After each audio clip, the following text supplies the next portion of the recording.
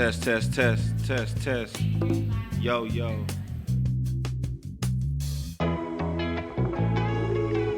Listen, babe. Oh, yeah. It's alright, alright, alright.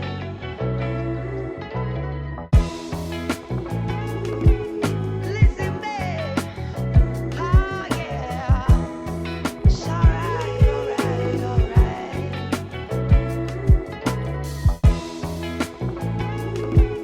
Listen, babe. Oh, yeah. It's alright, alright, alright.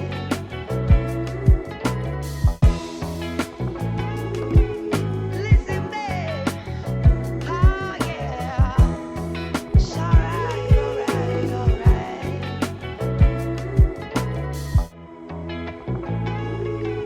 Listen, babe. Oh, yeah. It's alright, alright, alright.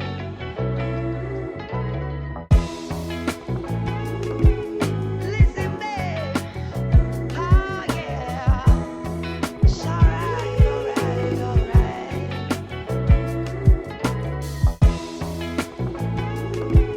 Listen, babe. Oh, yeah. It's alright, alright, alright.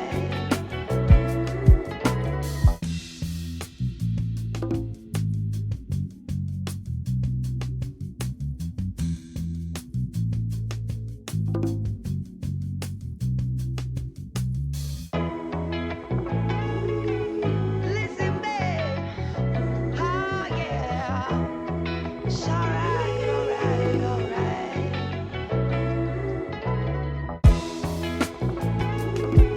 Listen, babe. Oh, yeah. It's alright, alright, alright.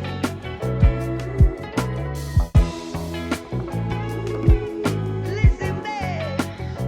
Oh, yeah. It's alright, alright, alright.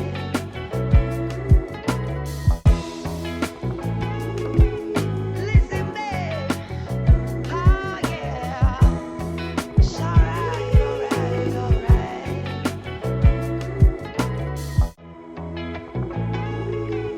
Listen, babe. Oh, yeah. It's alright, alright, alright.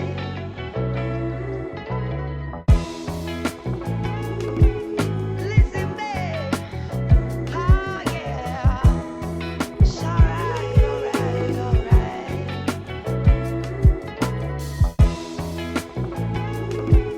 Listen, babe. Oh, yeah. It's alright, alright, alright.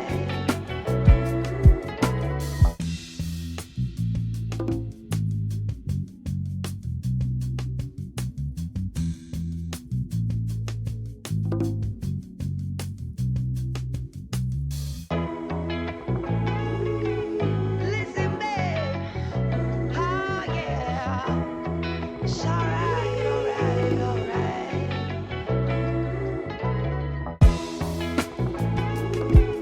Listen, babe. Oh, yeah. It's alright, alright, alright.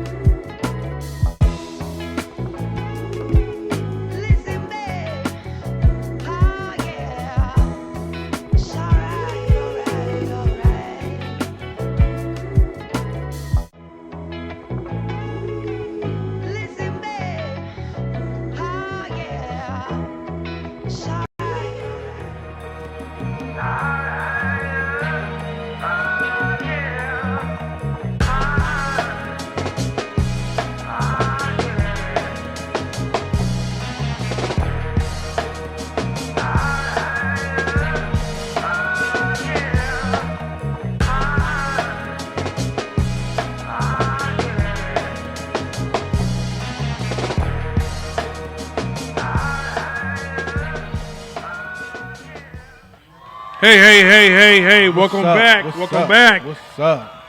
Y'all ready to do this? Man, you ready to do this? This is gonna be a good one. This is gonna be a good one. Before we get started, we have a tool I think is highly underutilized. We created a portal, but we have within the portal a forum, and within the forum we can engage in some a little bit of business dialogue and address some challenges. And I'm looking forward to posting questions. But in order for you to receive the questions, you have to log into the forum and place within the login email address so it can update you when people respond to you or when new topics are posted. So for those of you who haven't logged into the forum as of yet, please log into the forum. That way you can participate in the conversations and discussion. I also will be posting short articles throughout the year within the forum. And as well as, let's keep in mind that the value of hope is not just exposing you to new ideas, but it's also an environment to build relationships to hold yourself accountable.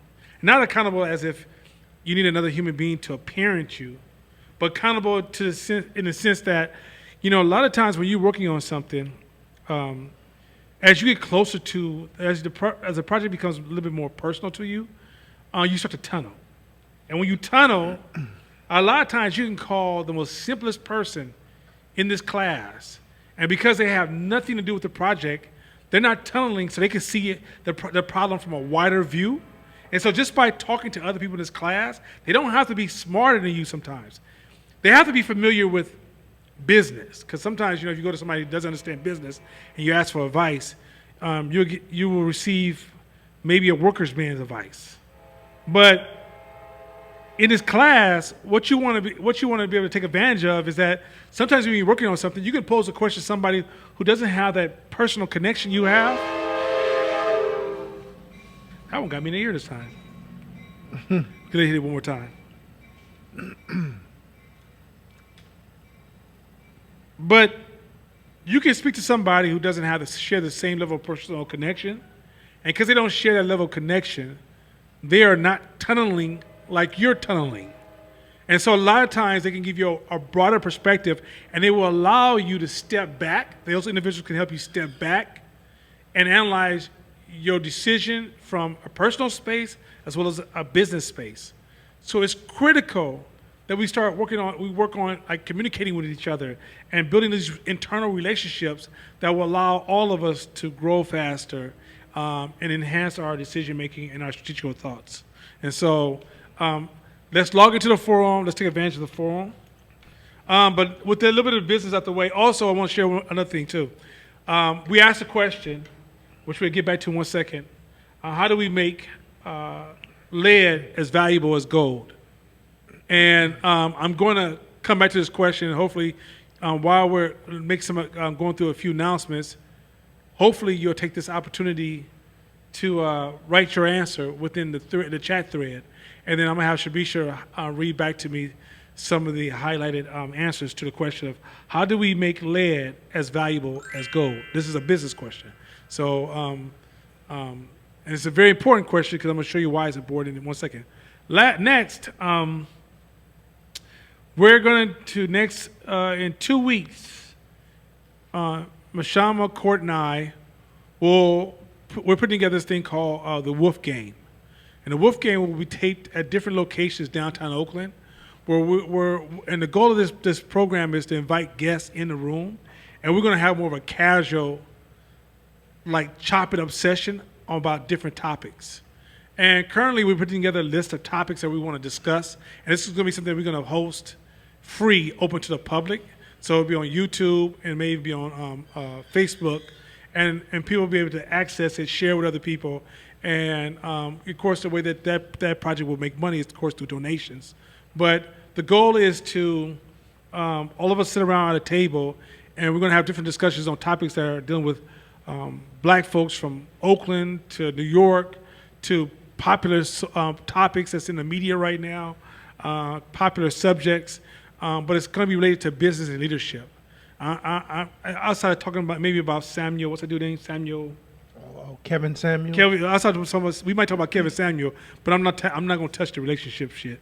That's not my category. Mine either. No, just no. No, just leave it alone. So anyway, so we're not going to touch that category. But I'm asking from you is if you guys have any subjects you think you'd like to see us talk about, it's going to be, like I said, we're going to bring in special guests. We're going to feature different individuals in the community. We're going to, matter of fact, we're going to have, just different members of the community come in, sit at the table with us, and just have a conversation. And you get a chance to see, it's going to be more of a laid back, it's going to be comedy, it's going to be real. It's not going to be like class. Class is where we're teaching something, so we have to dive into ideas. We have to paint ideas for you. We have to design ideas. In this session here, there will be a topic, and we're just going to have a great conversation. So that is actually that's going to come up soon. So in the forum, if you guys can post somebody can start a forum or a forum saying maybe a subject matter of different topics that the Wolf Gang can discuss, and we will discuss those different topics. We will take some of those topics and enter them into the show. So look out for that. That's going to be we're going to take one show a month, but it's going to have 3 or 4 episodes. So you can look for that in about a month to be aired, and we'll let you guys know when it's aired, and you can share with friends and foes, and we're gonna go to the edge. We're gonna be funny. We're gonna be jokeful. It's gonna feel like as the way when we're actually hanging out. You know, we went to Seattle as a group, and it's a combination of deep thought and jokes. And the show is going to kind of have that undertone. So it's going to be real. We're not looking at inviting people who just think just like us. We want contrasting ideas so we can go there without making the person who's a guest feel like we're ripping their head off their shoulders. So please look out for the show. And once again, if you have any topics you would like for us to speak about or talk about, please post them within the forum. Now, I'm going to hit a couple of things that's not within our list. You want to touch this subject about the verdict this week? Yeah.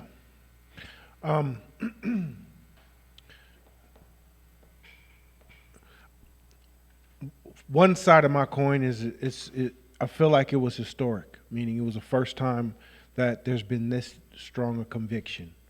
Another historical fact is this: the George Floyd marches, they say statistically, was one of the biggest mass multinational march in history. Actually, it's international, right? International in history. Right. So those are two things that were big. It was big. So, and the fact that he got convicted on all three was impactful. And then the ironic part about it was the same day a little girl got shot by a police officer and killed when she called them to come protect her from getting jumped. So I think at the end of the day, from an entrepreneurial perspective, we've had this talk with each other every time this type of stuff starts happening. It sucks. It hurts. It's hard. It creates some sort of energy within you. It does. Whatever your mix is, whoever you are, fight, flight, whatever, is going to create that energy within you. Use that energy to propel your purpose. Use the energy to propel your purpose. If you like me, you get some sick thoughts flowing through your brain about what you want to do to certain people, but then you personalize it, and then you become biased about just one side, not seeing the whole picture because you're angry and you're mad and you want to take one for one or one for two or whatever. But from an entrepreneurial perspective, you got to look at it like, how can I use this energy to drive purpose, to push forward what my movement is, as an entrepreneur. How can I use this energy to impact more people? And so as you mourn, as you process your emotions through it all, because it's just this isn't going to stop, right? The system that we're in, there's going to always be isolated incidents. I think another way to think too, and this is controversial, but the media has the power to skew any viewpoint at any moment in time. So, sometimes it looks like black folks are the dominant race in America, right? It's 70% black people in America. You have to stop and realize a lot of times we're only 10% of the U.S. population. We're only 10%. But the way the media portrays things whenever they want to, as you can see, when it was Asian time, they plucked every incident that involved an Asian person to magnify this whole thing, to make the anger rise, to spill over the emotions. And so just keep in mind that even though the shit that happens is fucked up and it's wrong and it's bad and you're angry and it's your people and it's a little girl or it's a woman, understand though, from a population perspective, you got to look at the data again. The data a lot of times shows isolated incidents, or we don't have all the facts. We don't have all the information. It was a kid who got killed in the bathroom, too, I think the same day by a police officer because a girl's mom called the police because she felt her daughter was unsafe with her boyfriend. But if you look at 350 million people in the U.S., and now the media has access to find every incident. If tomorrow it happens to 10 people in our minds, because it happens to me too. My first response, like, oh my God, this shit is fucked up, man. This is crazy. It's happening everywhere. But in reality, like if we say, hey, yesterday 1,400 people died yesterday from heart disease from just eating shitty food. Nobody really talks about it. Nobody really talks about it because it's not exciting news. So I think it's a great step. It's a step in a direction for civil rights, but we got hella to go. And the real work is what we're doing. Because the more powerful we get, the stronger we get as a people, the more leverage and power we have from our entrepreneurship endeavors, and the lever that we have, the financial one, that's how we're going to tip some scales. Yeah, I think, what bothers me in this country is we don't know how to talk about mental health. We have obvious cases of mental health challenges around us everywhere, but we've learned to just normalize it or shrug our shoulders at it and sometimes celebrate it, right? The previous president had mental health problems. And we just kind of looked at him as, oh, he's a maverick or, oh, he's this. But no, it's mental health problems. It's playing out. This is how it's playing out, right? You look at our entertainers. A lot of entertainers have mental health problems. And then we even have the audacity to put a microphone in their face sometimes and say, hey, what do you think? They're not qualified for that. They're dealing with mental health problems, right? In our black community, in the Latin community, in the gay community, in the straight community, we got major mental health problems, right? In the white community, you have mental health is plaguing us, right? And so I don't forget when I was watching Antonio Brown, and he was displaying high levels of mental health problems. And I think, first of all, we got to remove the stigma from the phrase mental health. Mental health is a challenge of the majority, not the minority. We make people feel like something's wrong with them. We don't realize there's something wrong with all of us, right? All of us. And so we all need mental health support, but we removed it from the table as if it's a sickness or disease, or if it's some type of dirty disease that you shouldn't have, or it's a statement of weakness, right? And it's like, no. And I'm not going social justice because y'all know I don't fuck with that shit. But mental health is like, if we talked about mental health, think about this. If we really embrace the ideas of mental health, our judicial system is based upon punishment. Assuming that you're a good person, it's based upon moral punishment.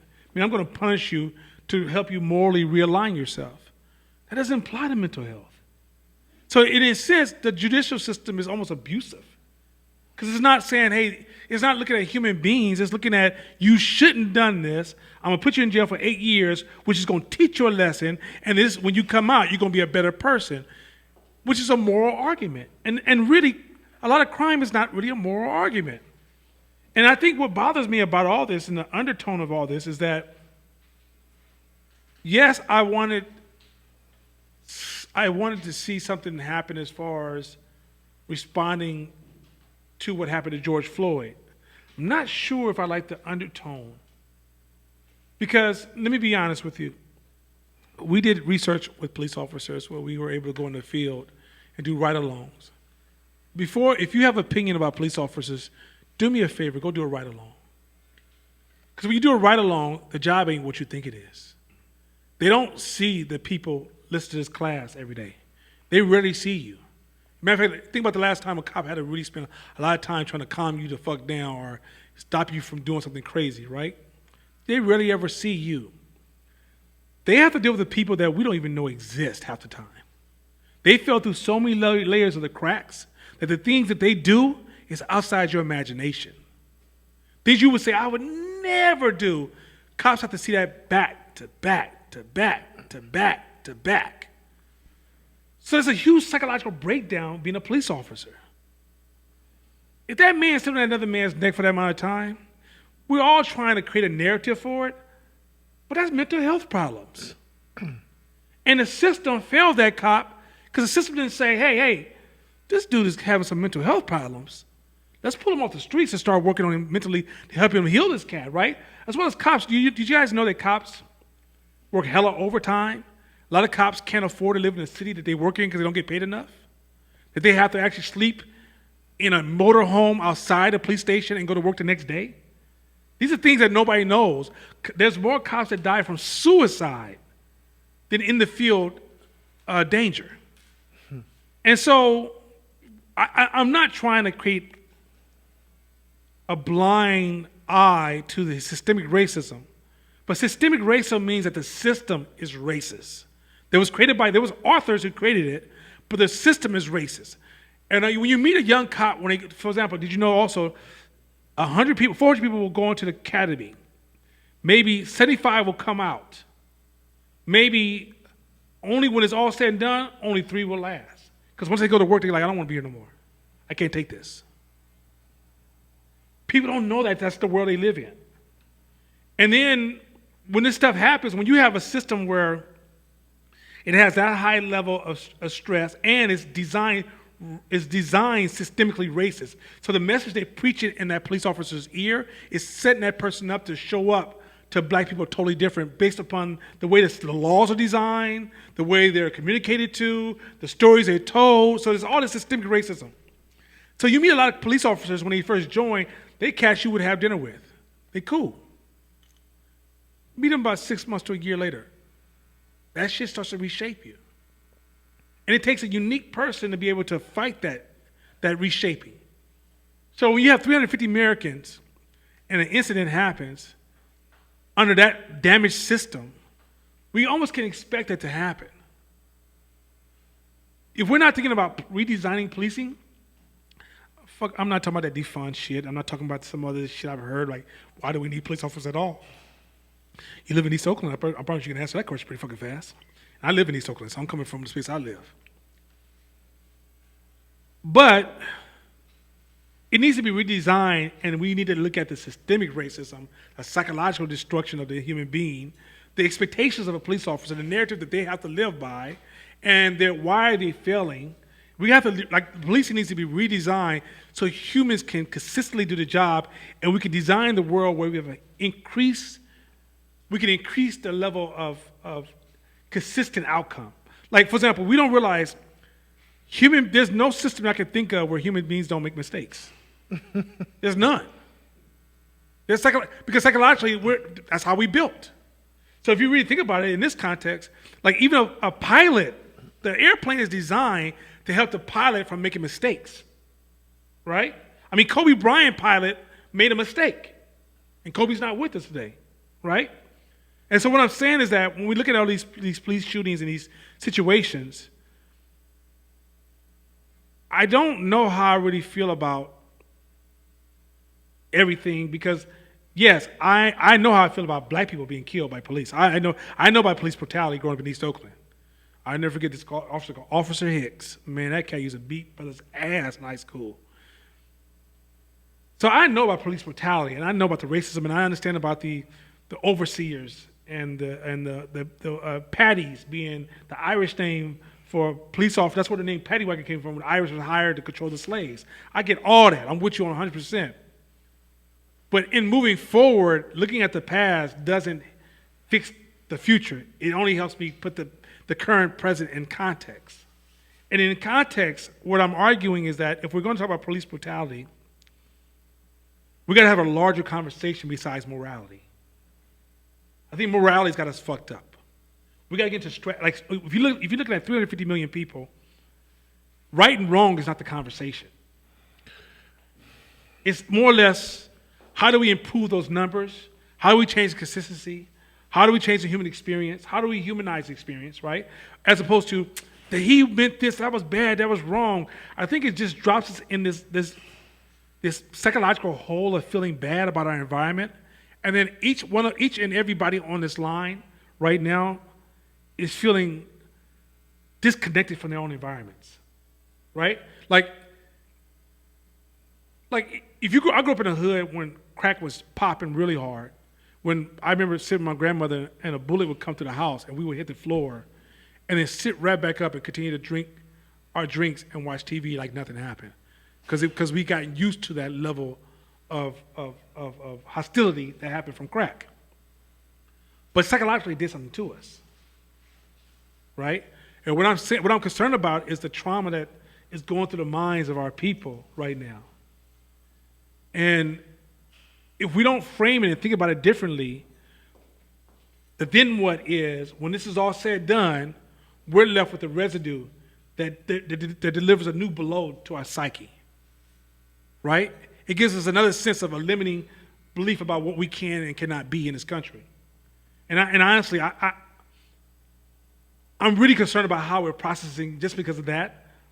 I'm not here to debate, because you have your feelings right now, but we can't stay here. Because we got a generation in front of us that we have to take care of, and if we're in this space where we're just scared and feared, and which is going to lead me to my next conversation in a second, which is COVID, it sets us up to ultimately where when the news is turned off and the funeral is over, white people go back and eat their soup and go build their nation, and black people sit at home with a new level of stress. You get where I'm going with this? Yeah. Can I add something to it? It's like when you were talking, it made me think about, I went all the way back to athletes and entertainers and artists and singers and musicians that were black in the 20s and 30s who used to have to travel through the Chitlin circuits and go to all kind of different cities and go through the whole United States 100 years ago, and how they pioneered and they were able to live doing their art or playing their sport in a world where it was a lot more harsh, right? So the whole right and wrong thing, we definitely have to dead that shit. Fuck right and wrong. It's about winning. And so as we move on as our culture and we push through in terms of expanding who we are as a culture and improving and increasing our levels of success, this shit wasn't built for us. So so there's going to be roadblocks, and a lot of those roadblocks is going to be blatant racism. So you can jump in there and be like, well, you're not being right, or you're not being fair, or this isn't being fair. Who the fuck cares? And you might get popped in the head. Who gives a fuck about right and wrong? It's about winning. So in those moments where you put, as women and men, if you feel yourself is in a position where it's a situation between you or them, but your inward ego wants to shout out who's right and wrong in that moment, just tell yourself to shut the fuck up. Because at the end of the day, it's about you winning. And in those moments where survival survive, get through it, and move on. And learn that it's an obstacle because the same type of trauma that we've experienced in the hood and figured out a way to heal past enough of it for us to pursue what we're pursuing, because this is an entrepreneurship class, we have to use that same similar mentality when it comes to any outside entity, including police or white folks or whatever. They're just obstacles.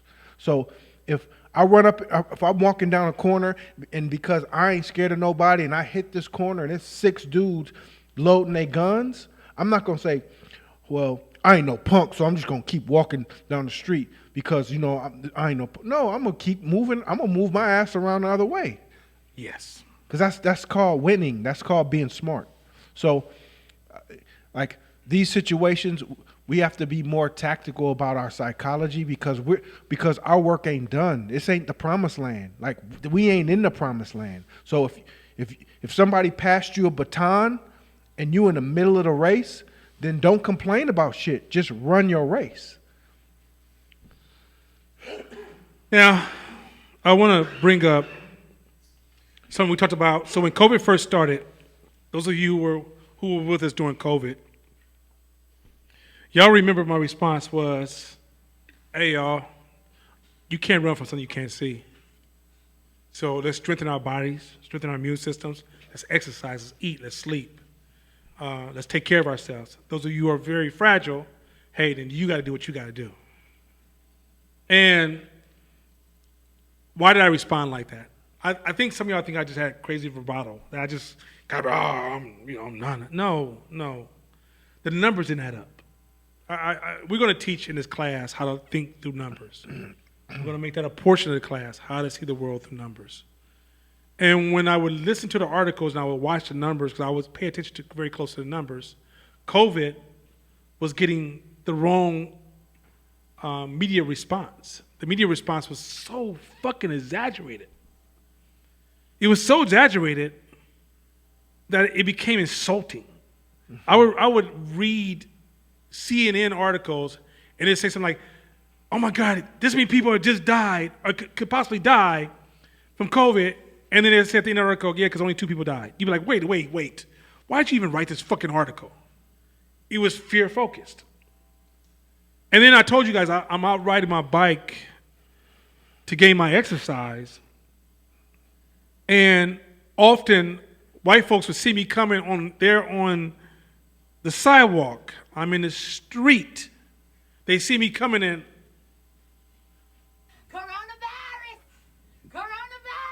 And I started to say, this world feels so fucking soft to me. I feel like nobody's thinking. I feel like everybody's just reacting. Well, and I don't like to get tacky, but I told you so.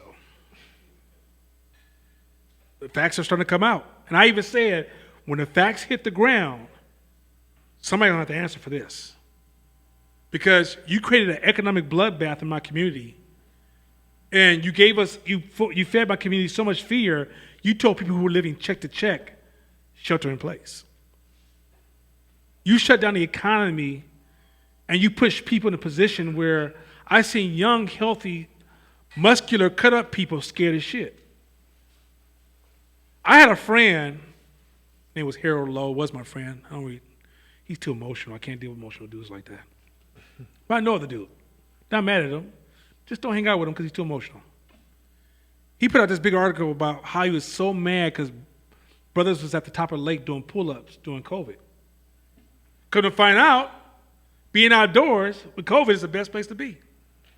Couldn't find out all those beach stories about, oh my God, all these people at the beach.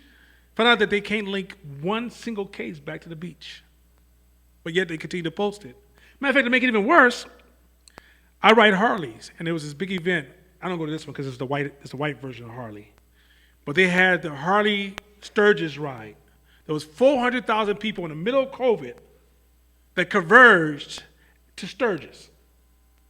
When they converged and they all went to Sturgis, they talking about how bad it was going to be, how horrible this was. 400,000 people went there. Guess how many cases? 35. That means somebody could have been kissing somebody. Somebody could have shared some food together. Somebody could have progressed and hung out indoors with each other and spent a lot of times laughing and joking, 35 out of 400,000 people. Let me help you understand. If you had $400,000 and I took away $35, you would never know it. But yet the way the news article was printed, for 2 weeks, how could the governor allow this to happen? This is insane. Y'all saw what happened in Miami. All these black people on spring break. Oh my God. Alameda Beach. Oh, these sun come out. People don't realize it's COVID. Oh my God. Self-righteousness. Well, it comes to find out that 87%, they analyzed the news behavior of the local news media and global media, and they realized that most media showed 50, 60-40, good news, bad news. America showed 87% only bad news during COVID. So you wonder why you was feeling like you had a bad time? How life was so fucked up and sucked? Everything you was watching was fucking negative. Everything. And they would okay, here's another thing too. So one day I was sitting at the house, and I was watching how many people contracted COVID at any given time. Less than 1% of America caught COVID at any given time. COVID is not like cancer. You get it, it's just a matter of time before you die. You get it, your 15 days is over, you go back to society. When they was looking at, we have this many cases in COVID, that's how many people captured over a year. But per day, only 1% had it. So what does that mean? We were acting like 20% of people were getting it, or 10%, or 4%, or 5%. We were literally looking at the numbers as if 1 out of every 5 people possibly was going to possibly pass me COVID. That's how we were walking around. Then they found out that, oh yeah, so outdoors you don't catch it like that because of the wind and the heat and the sun. Second is that, 6 feet, they just CDC came out and said, oh well, it could be 3 feet too. 3 feet, 6 feet is not too much of a difference. So think about all the cities, in the city of Oakland, how many streets were shut down that cars cannot go down because people needed 18 feet. They also went and found a lady who did the research at San Francisco San Francisco University or whatever, UCSF? Yeah, UCSF. They found out that when she did her research, she researched how the COVID was passed at camps where people would go indoors and outdoors together and spend time with each other. And she, from that insights, she said, hey, you can catch it from being outdoors. So then people looked at the report that came out of China and said out of 100,000 people, only one person caught COVID from outdoors. And even that situation is kind of sketchy. But they got you guys where you go outside your house, you walking down the street by yourself, on the way to the store with a mask on, thinking, oh my God, I'm preventing COVID. Then later on they found out that really when people wear masks, you're not wearing masks because you're really trying to fight COVID. You're wearing a mask to signal to other people that you share the same idea of we are working to defeat COVID. So you became the anti-response to Trump.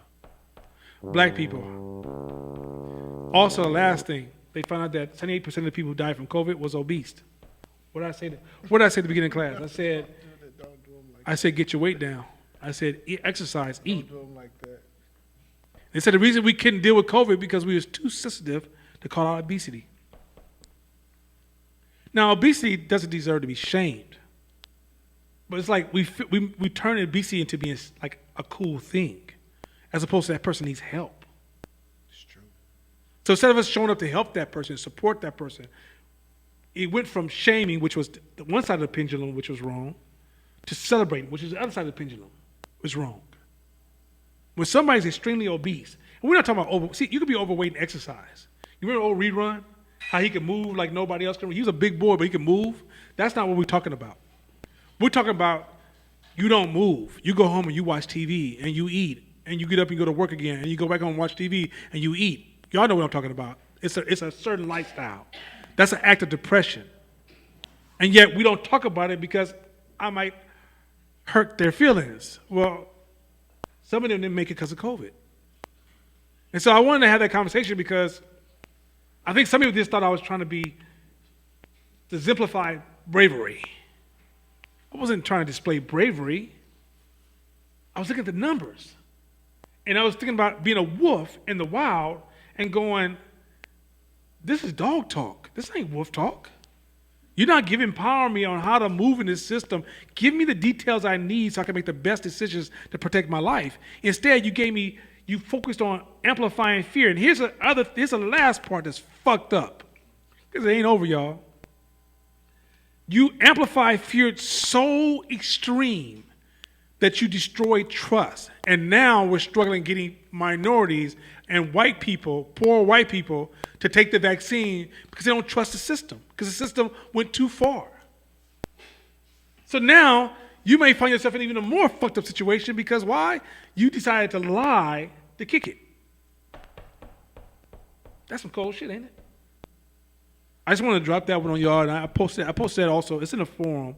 You guys can see the article, but I've been reading articles about this for quite some time. The stuff he stated is true. They even said on the CDC website, if you've been in the presence of somebody who's had COVID for more than 15 minutes, get tested. It didn't say if you walk by somebody who has COVID, if you find out the person you said hi to has COVID, go get tested. It says if you've been in the presence of somebody for 15 minutes, meaning that it is not, we make it sound like as if I'm breathing, and if you just happen to walk by and something out of my ear that's so micro just happens to tap you, you snort it.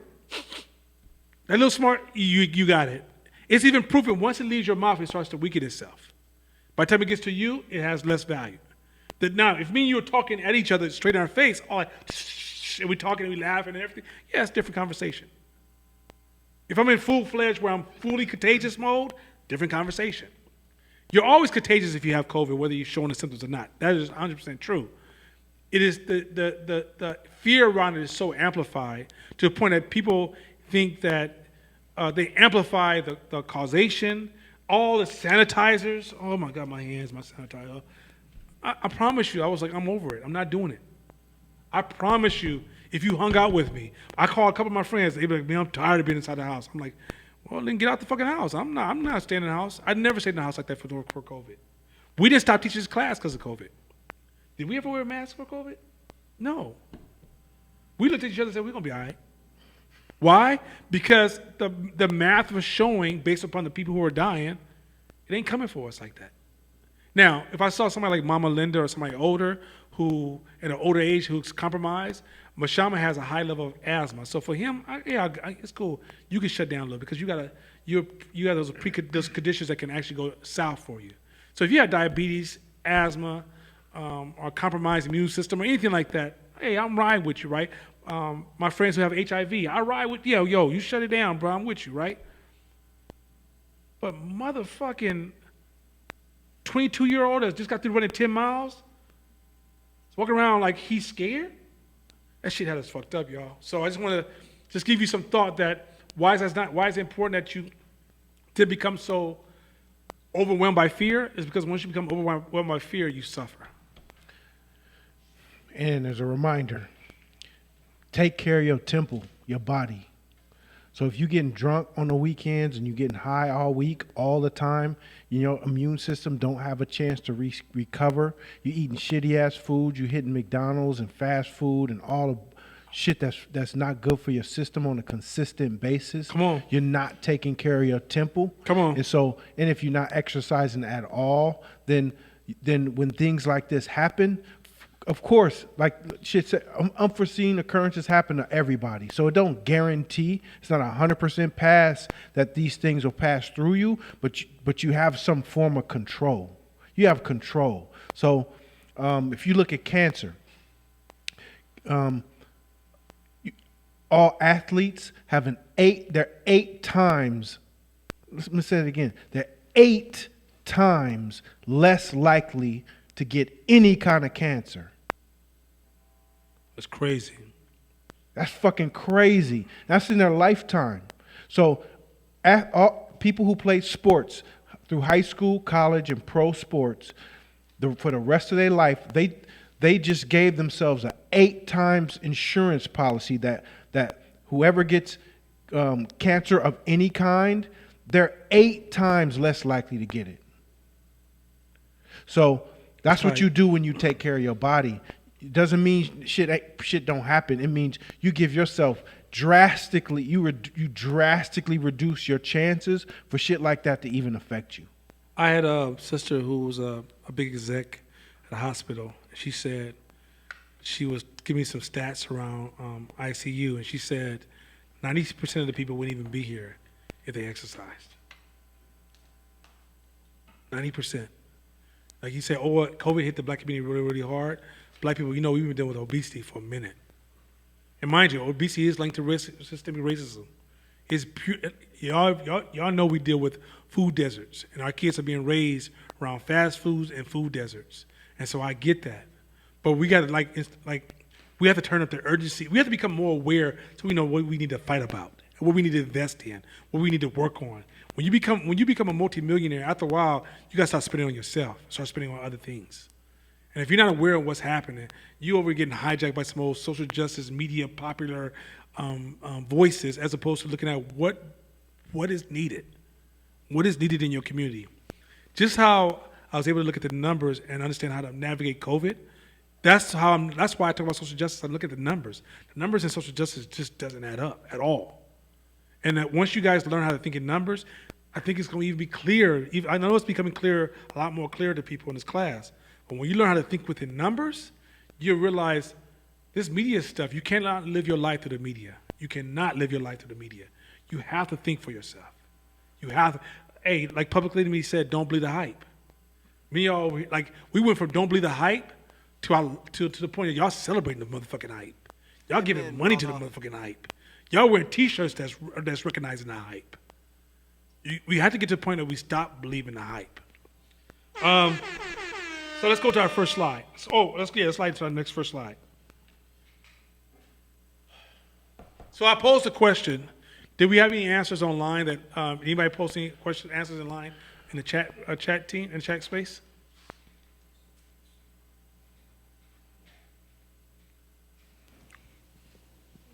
Sorry, there's been a lot of.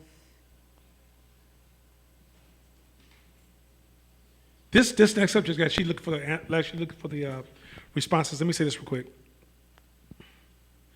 This subject here is very, very fucking deep. Just hang with me. But this is extremely deep. This is at the core of how do we convert the ghetto. Go ahead.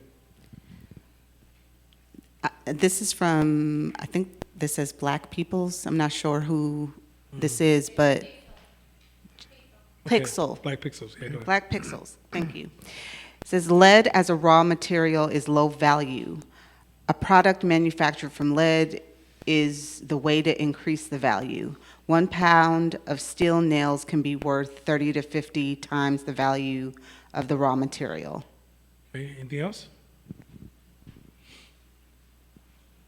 Man, you tell he reads some intelligent books. Go ahead.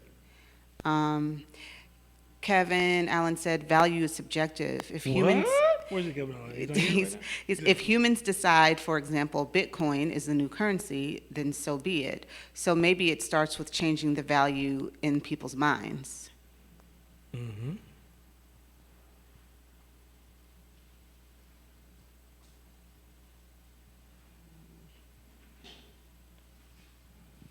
Those are the only two so far. Okay. I think Charlize and Dave, I answered the question within the forum as well. So let me get into this answer. So in order to make lead just as valuable as gold, where many of us are going wrong is we're thinking about the atomic structure. It's not about the atomic structure at all. It's about the psychology. Paper is more valuable than gold, called money. But if you have paper in your hand, it's not more valuable than gold. The new Yeezys that they say will be the most expensive tennis shoe ever sold, it's going to be more valuable than gold. Meaning that if you change the meaning, the value changes. That's it. Let me be very clear, okay. What is means nothing. What is means nothing. There was a fish called toothfish that was considered, they called it rat food in England. The fish couldn't sell for nothing. And at one point, the toothfish started to grow so fast that it threatened the survival of other fish because it would kill off other fish if it grew too fast. So somebody decided to rename it Caribbean bass. Caribbean bass. Now the fish is $20 a slice to be on a plate. No, you guys have missed the point. If somebody took lead and renamed it, there was a king from Prussia. His name was Frederick the Great. Prussia is a German kingdom that was removed in World War I. It lasts all the way to World War I. And Frederick the Great was great at manipulating the masses. And Frederick just told everybody that he created a piece of lead. He stamped this statement that signified that if you give gold to help us fight this war, we'll give you this lead piece. And as rich people gave gold, they would get this stamped piece of lead that they would wear as jewelry. The lead became more valuable than gold because the lead suggested that you had so much money that you were able to give away money to help people, and all of a sudden people wanted that piece of lead more than they wanted the gold.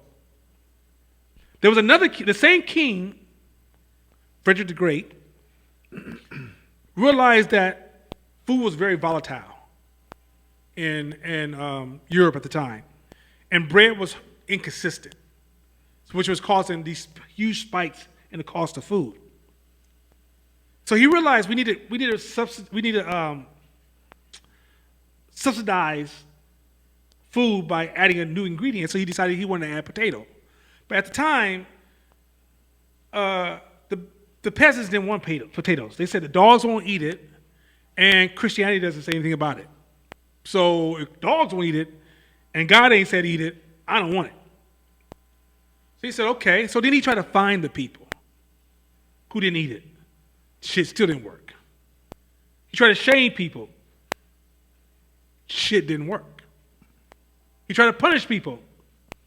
I don't want no motherfucking potatoes, partner. Shit didn't work. So here's some game. Here's where right and wrong gets challenged. He created a royal patch of potatoes on the royal soil. And he says these potatoes are only for royal people. And he hired guards to guard the potatoes. And he told the guards, this is going to bring back old memory, when you guard the potatoes, don't really guard the potatoes. Like if somebody sneaks in and get past you, let it go. And so as people stole it, they saw it as a prize. And after a while, they learned to duplicate it, and potatoes became a product in Germany. He took a potato which had no value and created value. There's clothing companies in New York that's known that grew from letting people steal their products.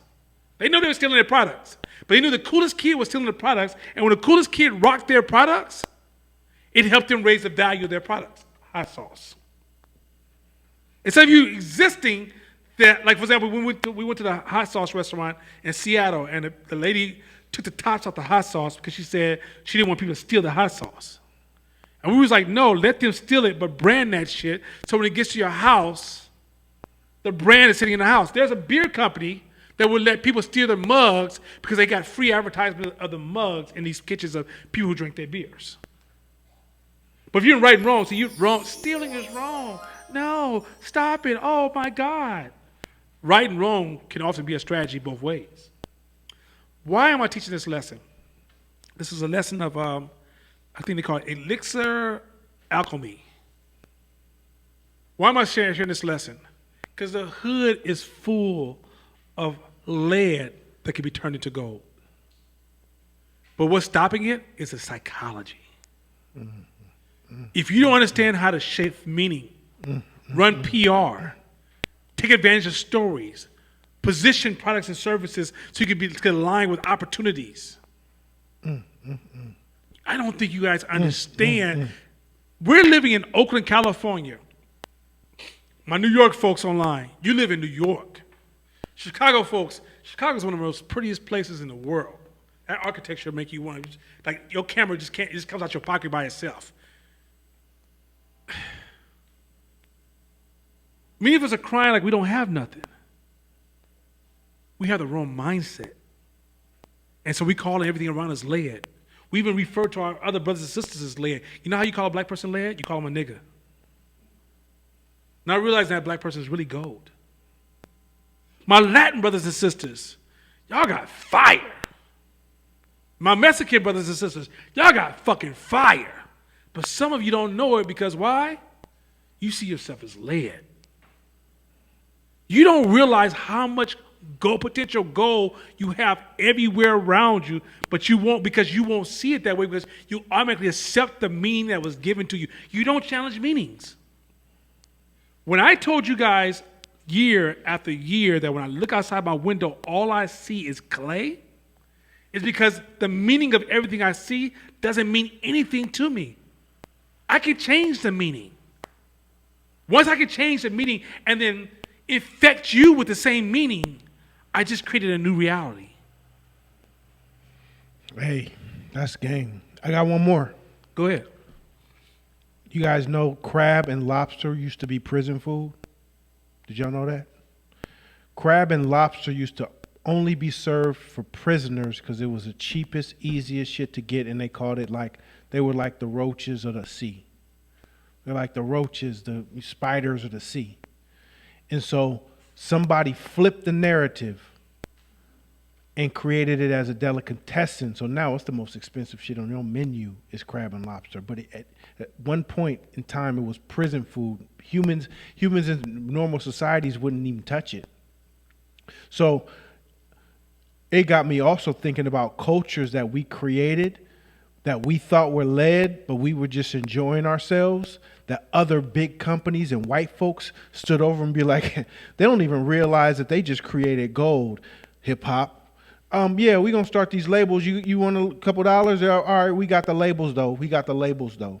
Or people who come into the neighborhoods and open up shops, set up shops, beauty shops, all kind of shops, nail shops, whatever, because we devalue ourselves so much that we, like, black people ain't shit, or black folks is cheap, or they don't want to spend no money, when you have other cultures coming in and creating all kind of shit, labels, clothing stores, retail, in our own communities, and eating, making bread.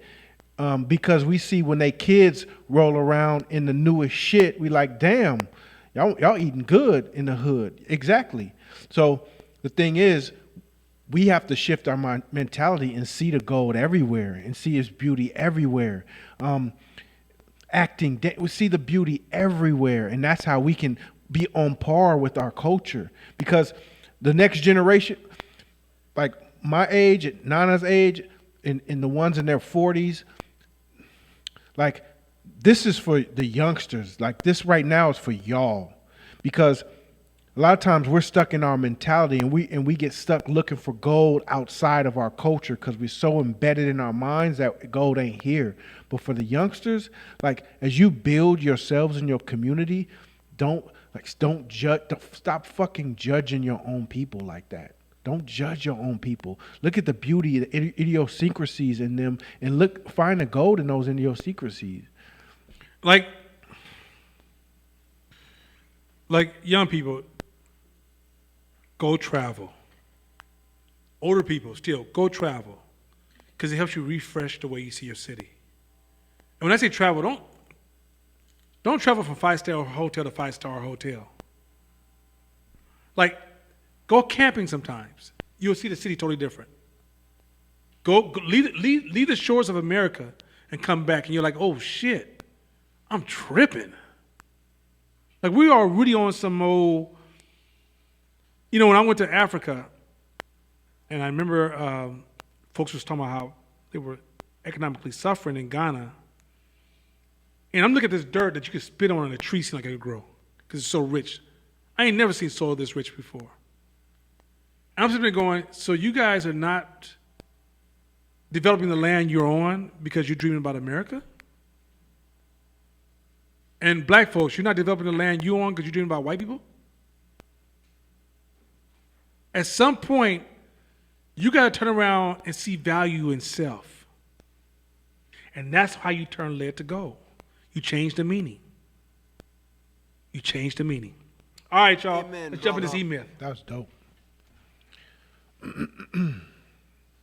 We have our lovely, wonderful, most magnificent Shabisha on the mic. In the world. Bring it to us, Shabisha. That's right. That's right. That's right. We wish we all could be her, but we can't. That's how it is. So anyway, Shabisha, why don't you lead us in a opening passage? Everybody bow your heads. Amen, brother. Grab hands with your neighbor sitting next to you. Father God. This mic, man. As soon as I get on Hey. this mic, I start acting up. Hey, Chris is about to hire you. Okay. The entrepreneurial perspective is an integrated vision of the world. The technician's perspective is a fragmented vision of the world. Okay. This one, I don't think you understand until you kind of get to this position. In order for you to really understand the world you're in and how to move in this world, you're gonna have to you got to remove some barriers and some walls and some separation. You're going to see the world totally different. Remember I said to you guys, all people are good? I just also showed you how I showed a degree of compassion for police officers. Because I see people. I'm working on that one. I see people. I see people. And when you see people, solutions are provided for you. The worst thing to do is learn how to think through ideology. When you become a business person, it's almost imprisoning. It stops growth. You talking about true potential growth? Look, did you guys know when you grow a business, once it leaves your city, everything changes. Because LA blacks, Southern blacks, New York blacks, Chicago blacks, Detroit black, Cleveland black, all have different needs and wants. But when you start seeing the world in segments and these tight niches, it doesn't mean that you don't learn how to see the world in, understand that there's different layers and, you have to see the different domains, but you see the connectedness of how things work. The more you're accurate about reality you exist in, the better you are going to be with strategy. The more you get caught into this very limited domain of looking at business, you're automatically undermined it. It's almost like when you have a very limited way of looking at the world, you're kind of trying to play out that scene as opposed to integrate into what is. It's like, okay, I give you a clean example. When black people sit around and say, in Africa, we had this, and the way it should be is this, and if people were just to do this, things would be different. Okay, is it the segment in your head, or who are you trying to serve?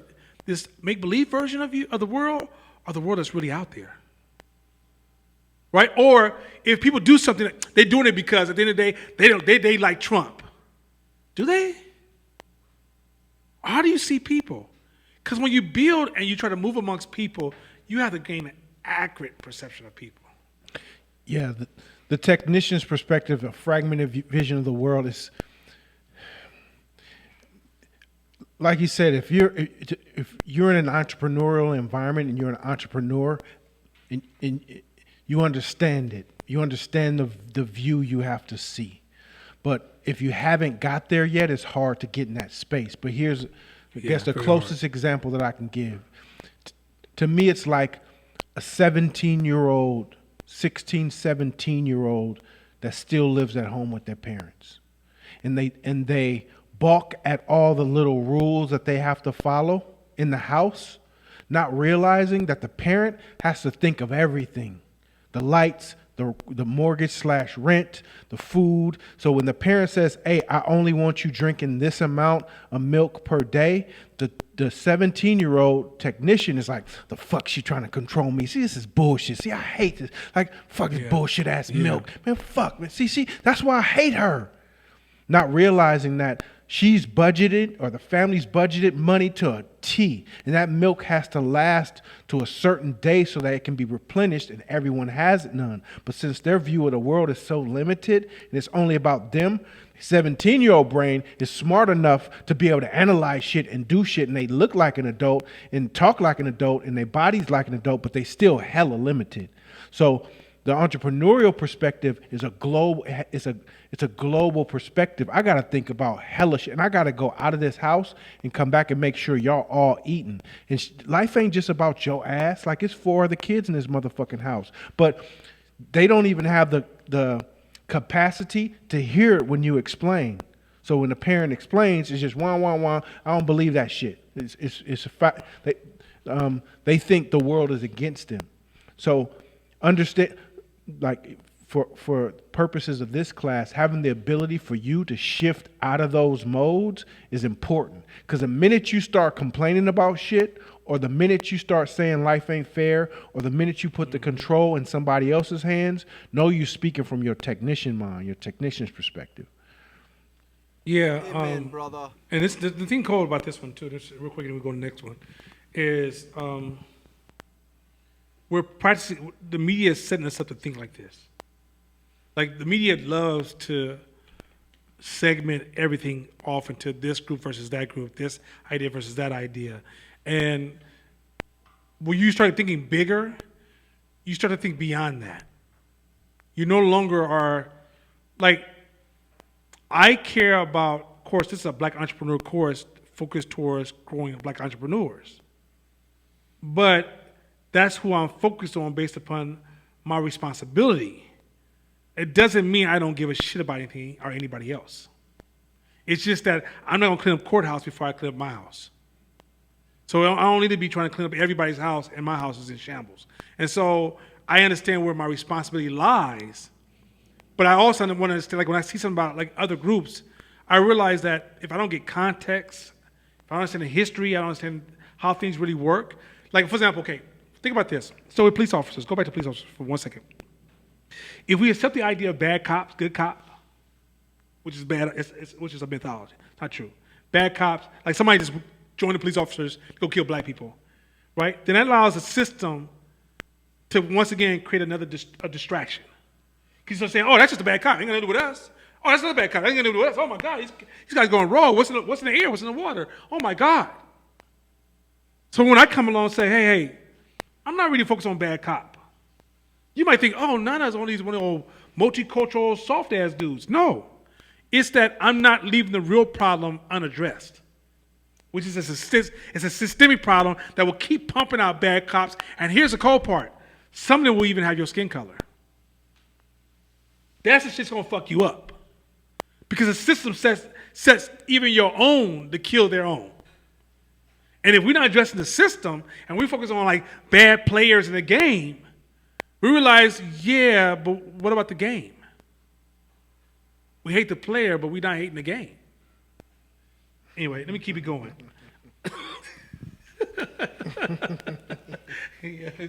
Okay, keep going. Sister, Y'all got go ahead. on.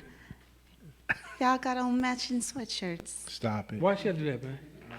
I'm See, I gonna give all lift those my compliments. brother up. He ain't heavy. Yeah, okay. No singing on the mic.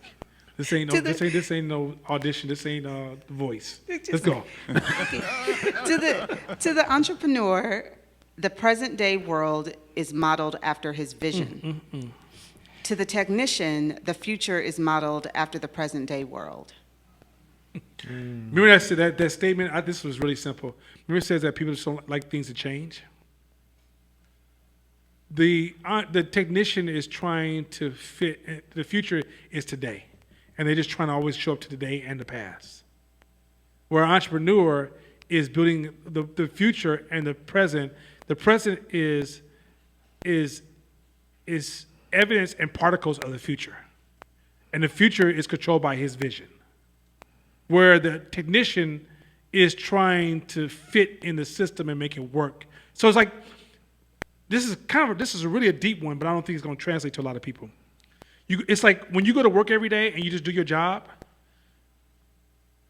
you're not thinking about the future and the vision and where this is going. So when you become an entrepreneur, you kind of focus on I gotta get this job done, and you gotta make sure it plugs into the expectations of today and tomorrow and the past.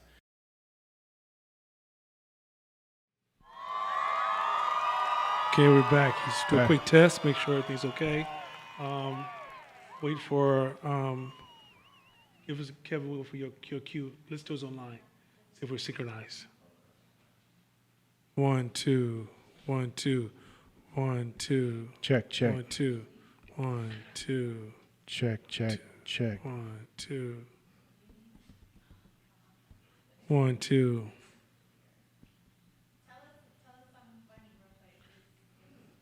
Tell you something funny. Well, like oh man, so Marquita brought this cornbread. Man, it was blueberry cornbread, bro. She brought some in, snuck Shabisha some in like she was like a 007. Didn't even share with brothers and sisters around here. Rest of us going, I'm about to go home and have no corn. You told me to share, so let me. You don't even have a microphone. Can I finish talking? Anyway, this kind of where I live in. You know what I'm saying? I can't get a piece of cornbread around here. Look, what? Man, I didn't get none. Man, look here. I'm about to go to the store and just buy me some sunflower seeds. That way I can feel like I got something. You know what I'm saying? I need some more caramel sauce, Marquita. Wow. She tried to put brother against brother. You know what I'm saying? I know. Man. See? We're going to work it out. We're going to work it out. Oh, we good? Okay, we good. Hey, y'all, sorry about that. We're waiting for people to come, though, so y'all can just keep. Oh, we can keep going for a minute? What about your German chocolate cake that you brought into the office and didn't share and watched us eat it? We had to watch him eat this cake as he bragged about how good it was. Did she just try to give it hella meaning? She did. And this is what's wrong with trying to make lead taste good. She was nothing but lead, She baby. learned from the best. Hey, look here. That's She all it learned it was. from the best. And listen, and if Shabisha says one thing, I promise you, because her hand is up like she about to have a. know She, what what- that what- hand yeah. All I gotta say. How close are we now? We pretty close? Are people coming online yet? We're online. We're just trying to get folks over. That's Okay. All right, you guys text people over real quick.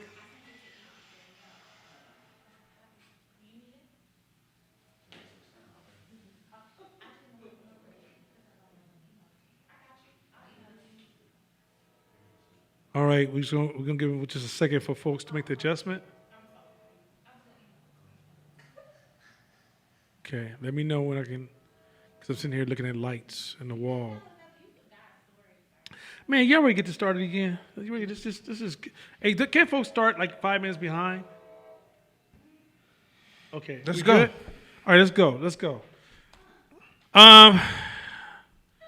You ready, Shabisha? All right. All right, Sister Shabisha, we're gonna flow into this. So,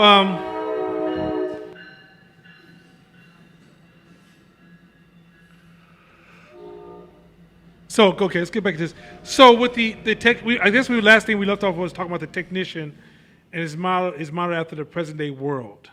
You want to close out that one? Yeah. I kind of talked myself to death. So check. I had a girlfriend who she had this philosophy in her mind that every job that she worked at, if she was to decide to quit, the company would fall apart. It would go on. So in her mind, I have to hang on to this company because I like them as people. And I'm in my mind, I'm like, you're not that important, but I'm not going to say it. And then she falls out with them, and then she quits to let them really feel the pain of her presence, and they just going about just fine and keep shit pushing. And it doesn't it's not like she even would learn that lesson. They'd be like, damn, I thought I was going to really make a dent in not being her, and they just figured shit out without me. And she go to the next company and have the same mentality, because technicians a lot of times overvalue their role and severely undervalue the role of the rest of the company because they only seen it through this sliver of light, and most of that is just on them. So that's why it's very hard to have a vision and to recognize that today was somebody's vision. Today was somebody's vision. So the only thing most technicians can do is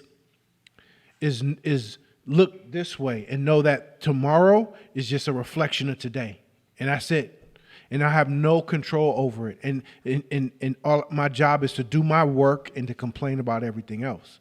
So understand if you overvalue. Now let me backtrack, and I'm stuttering because I just took a right in my brain, and that is when you take that into entrepreneurship. A lot of times we build our own brands, our own companies with that same technician mindset. Is that without this company, everything's going to fall apart. Even though you may have employees, your job is to back away to where your company can run without you. And now you're an entrepreneur. If you haven't figured out a way to build systems in your company yet, then you're stuck in that technician mindset and stuck in your ego. Next one. Each step in the development of such a business is measurable, if not quantitatively, at least qualitatively. There's a standard for the business, a form, a way of being that can be translated into things to do today that best exemplifies it. The business operates according to articulated rules and principles. It has a clear, recognizable form. With the technician's perspective, however, the scale is narrower, more inhibited, confined principally to the work being done. I think that was almost, that's the one that almost says everything it needs to say, which is, let me explain to you what the difference. When I first started this business, Fight Media, I had a way of like taking a photo, editing a photo, and getting it back to a client. But I didn't have a reason for everything else in the business.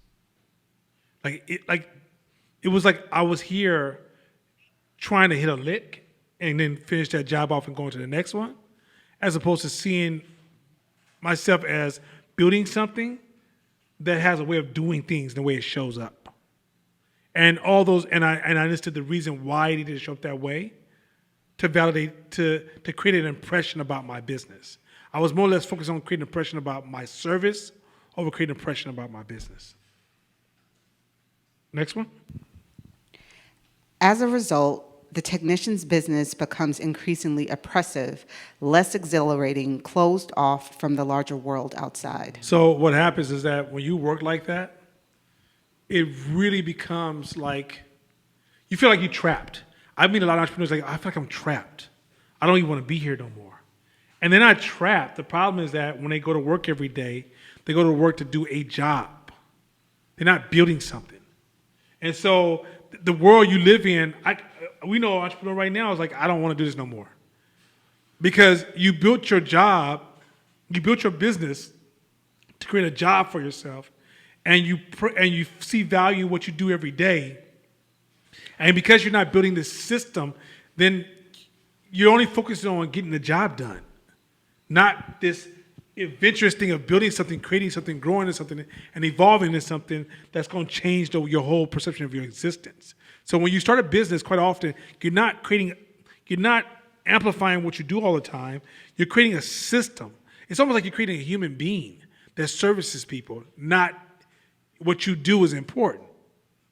Like he said, when you could take you out of the conversation, you put yourself in a position to create something where people have this dependency on something that you're delivering, and this thing that you're delivering is a system that shows up as an individual, show up to somebody, but because it's a system, it's much more robust than any individual could actually ever provide.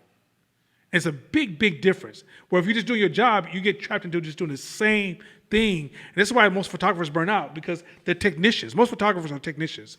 And so 10 years, the reason they walk away from the game is because they get tired of taking pictures. They get tired of working with the models and getting their hair done and setting the lighting and going different locations. It gets boring.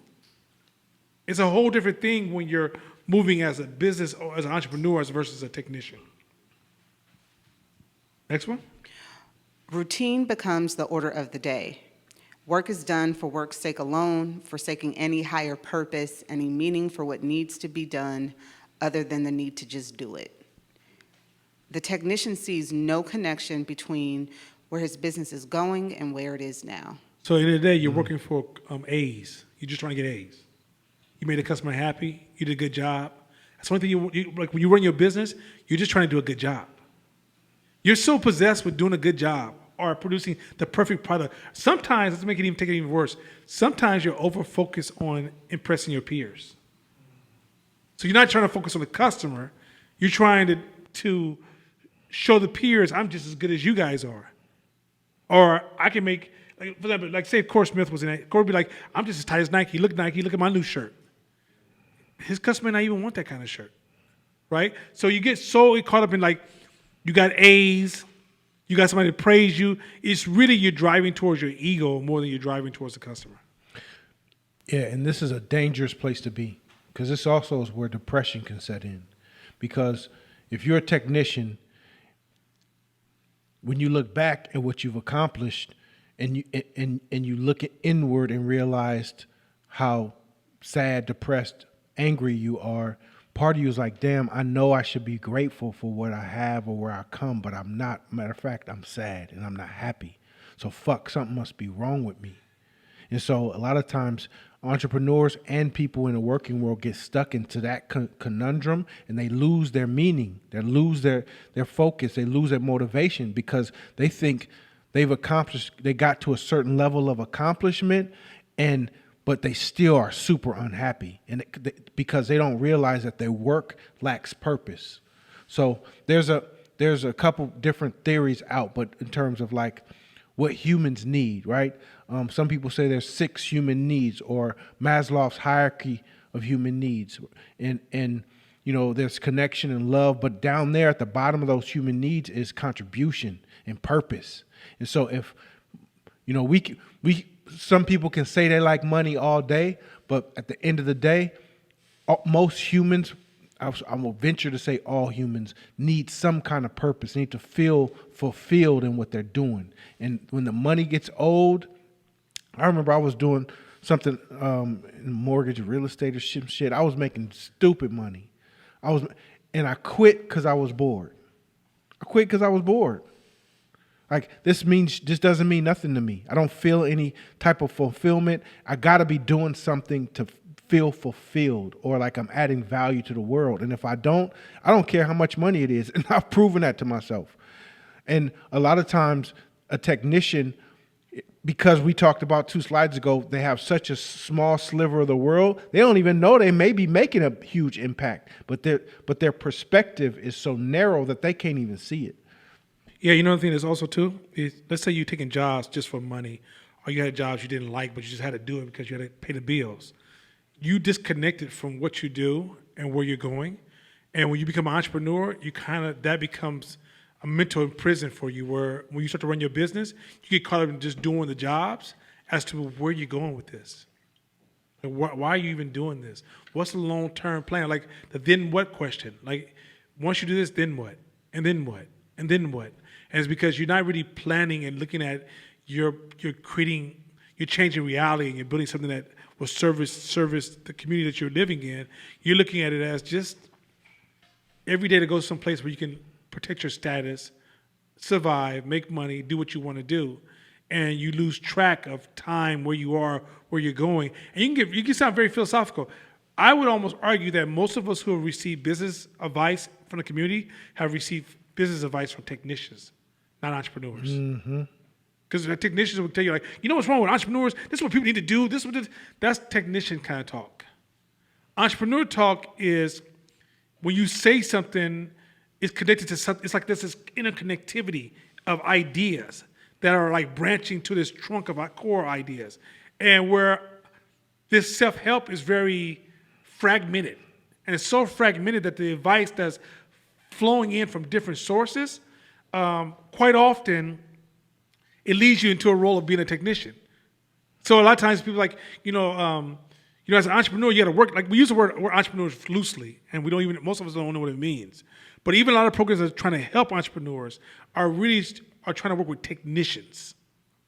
And so you don't realize that you live in a world that's technician heavy, and to move in this space where you're moving and thinking like an entrepreneur, like when we're talking about all these media cases, and whether it's social justice, whether it's police brutality, whether it's anything, when you're discussing that doesn't seem like it's business. We're trying to get you to develop an integrated look at how life works and how this interconnectivity, because that's the way you have to think as an entrepreneur. Otherwise, when you're working every day, you're literally you have this false sense of where you're going, but you're actually walking blind. Next one. Lacking the grander scale and visionary guidance manifest in the entrepreneurial model. The technician is left to construct a model each step of the way. So stop right there. So when you don't have this idea where you're going and why you're going there, you literally don't. Okay, I've seen this happen before. Where have you been around a friend and they don't really own their why, but every time you talk to them, the why kind of changes, right? or their brain won't remember what they told you last year, and it's different this year. This is what happens in your business. When you don't have a very clear vision of where you're going, you will start making up why you're going that way. Because yes, your ego trying to protect that you're somebody when you're not sure who the fuck you really are. Yo.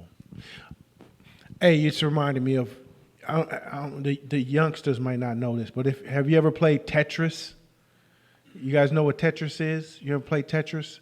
And it's a game where you get different shapes and you have to line those shapes up to where they all form a row, and the row disappears, and then and the name of the game is just keep dropping the rows down. It's two ways to play the game. Is to wait until the shape forms, and then you decide what to do with it. And it's also, you wait till the shape forms, but you also look to the right in the little box. It tells you what's coming next. It tells you what's coming. So some people just play with what they got. Here's coming. All right, put it down. Here's coming. Put it down. But some people take an extra split second and look over to see what's coming next, because now they can make different moves. Well, I'm not going to put it there. I'm going to move it over here because I know that one I can place under here. And when you play it like that, the game opens up way different for you. And so technicians only see the sliver of what's coming. And so now they got to make changes every time. But entrepreneurs, some shit don't even look good on the surface for the outside. You might get clout for it. People may talk shit to you about it. But for the greater good or for the good of your vision, it's all good. You know what gets really bad is when it's time to start learning how to use negative thinking as part of your strategy. You can't do it. Because you got to know when to say no or when to push things to the edges based upon context. You got to have context. But if you just live in day to day, there's no context. So without long-term vision, you lose context, and you get into moral decisions. You get into transactional decisions, because all you're trying to do is. And here's the thing: you know how you destroy a business is you communicate to the client that you're transactional. That's the number one. Okay. If you have, who you think we're going to trust more? Let's say you walk down the street and you're in a strange town and you see a guy on a cart that's selling burgers, just a cart, roll-up cart. And you look across the street and there's a spot well lit with a big sign that says selling burgers. Where you going to get your burger from, more than likely? You go to the place that's well lit, the sign, right? Why is that? Because you know if you get sick, you know where to find that person. The guy in the cart, he can give you that burger and walk the fuck off, and you'll never see him again, right? The guy in the cart is also signaling something to you. I'm in this for the transaction, and then I'm moving on. The other guy's made an investment in the space. Now let me show you let me take it another level. Let's say there's 2 burger spots now when you look to the left. And you decide I'm going to the one that's, because in the end, I'm trying to avoid loss. I'm trying to engage in a version of loss aversion, meaning I don't want to get sick. I want to make sure I have something I can sue. But one person spent hella money on tables, has beautiful signs. They have a wall decor. They have wood on the wall that can tell us high quality wood. The floors are well done, and everybody has beautiful uniforms. The counter is beautiful. The plate displays are beautiful. Another spot has paper plates. It's clean, but the walls look like they just took a cookie cutter out of Walmart and just slammed it in there and opened up the doors. Why do you go to the one that's really fancy? We already know what the answer is. It's because you said if they invested this much money, they're trying to be around for some time. The other one didn't invest that much money, they're very transactional. So eventually, the one that refuses to invest in their business sends a message that they don't care. They also send a message that they're transactional over relationship building. And so you can't get into like these deeper strategies if you're not looking at the long game.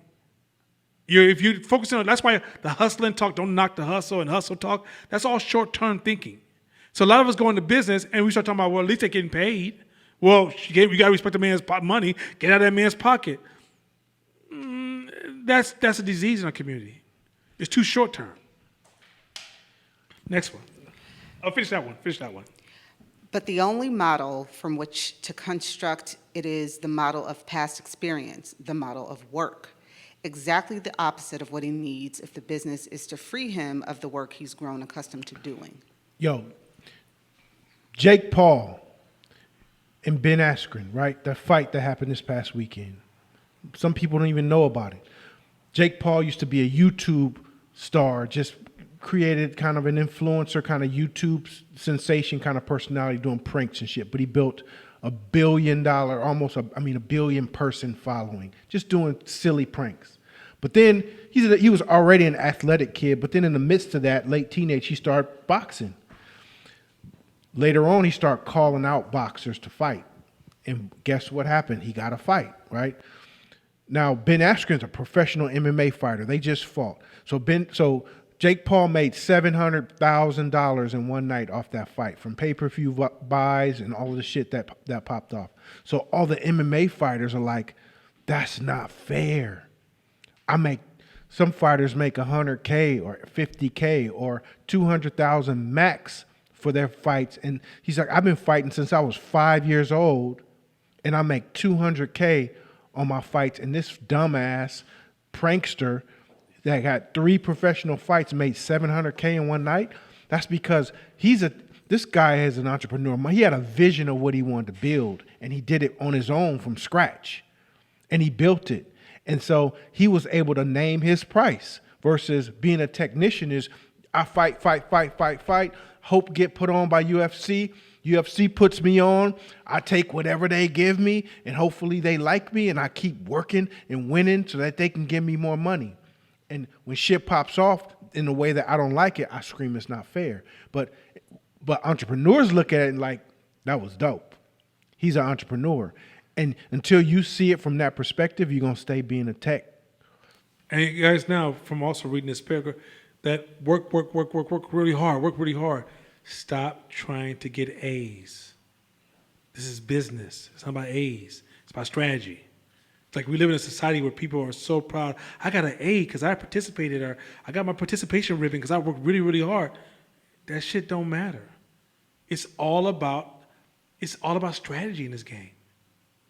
I mean, you can almost work not at all and be successful in business if you understand business. So this whole idea of, and where the technician values work. That's why you talk to the technician entrepreneurs, all they want to do is talk about how hard they work. It's like they almost start the conversation about how hard they worked that week. Yeah, I just came back from Chicago. I had like meals on top of meals. I got a couple hours of sleep in between. I had to eat actually on the plane and stuff. But hey, man, I'm here, man. What's going on with you, man? How's the family? Like that's literally how we talk. Yep. Grinding. Right, it's like that there is not what we're teaching here. We're not teaching you how to be the hardest worker. We're trying to teach you how to be the smartest worker. Next one. Said another way, the entrepreneurial model has less to do with what's done in a business and more to do with how it's done. Stop. That's a hard one for people to understand. McDonald's is a good example for this one. Some people will make burgers and they become so passionate about the perfect burger. The burger has to be good. But the thing is, what we forget is McDonald's keeps its promise. They keep their promise.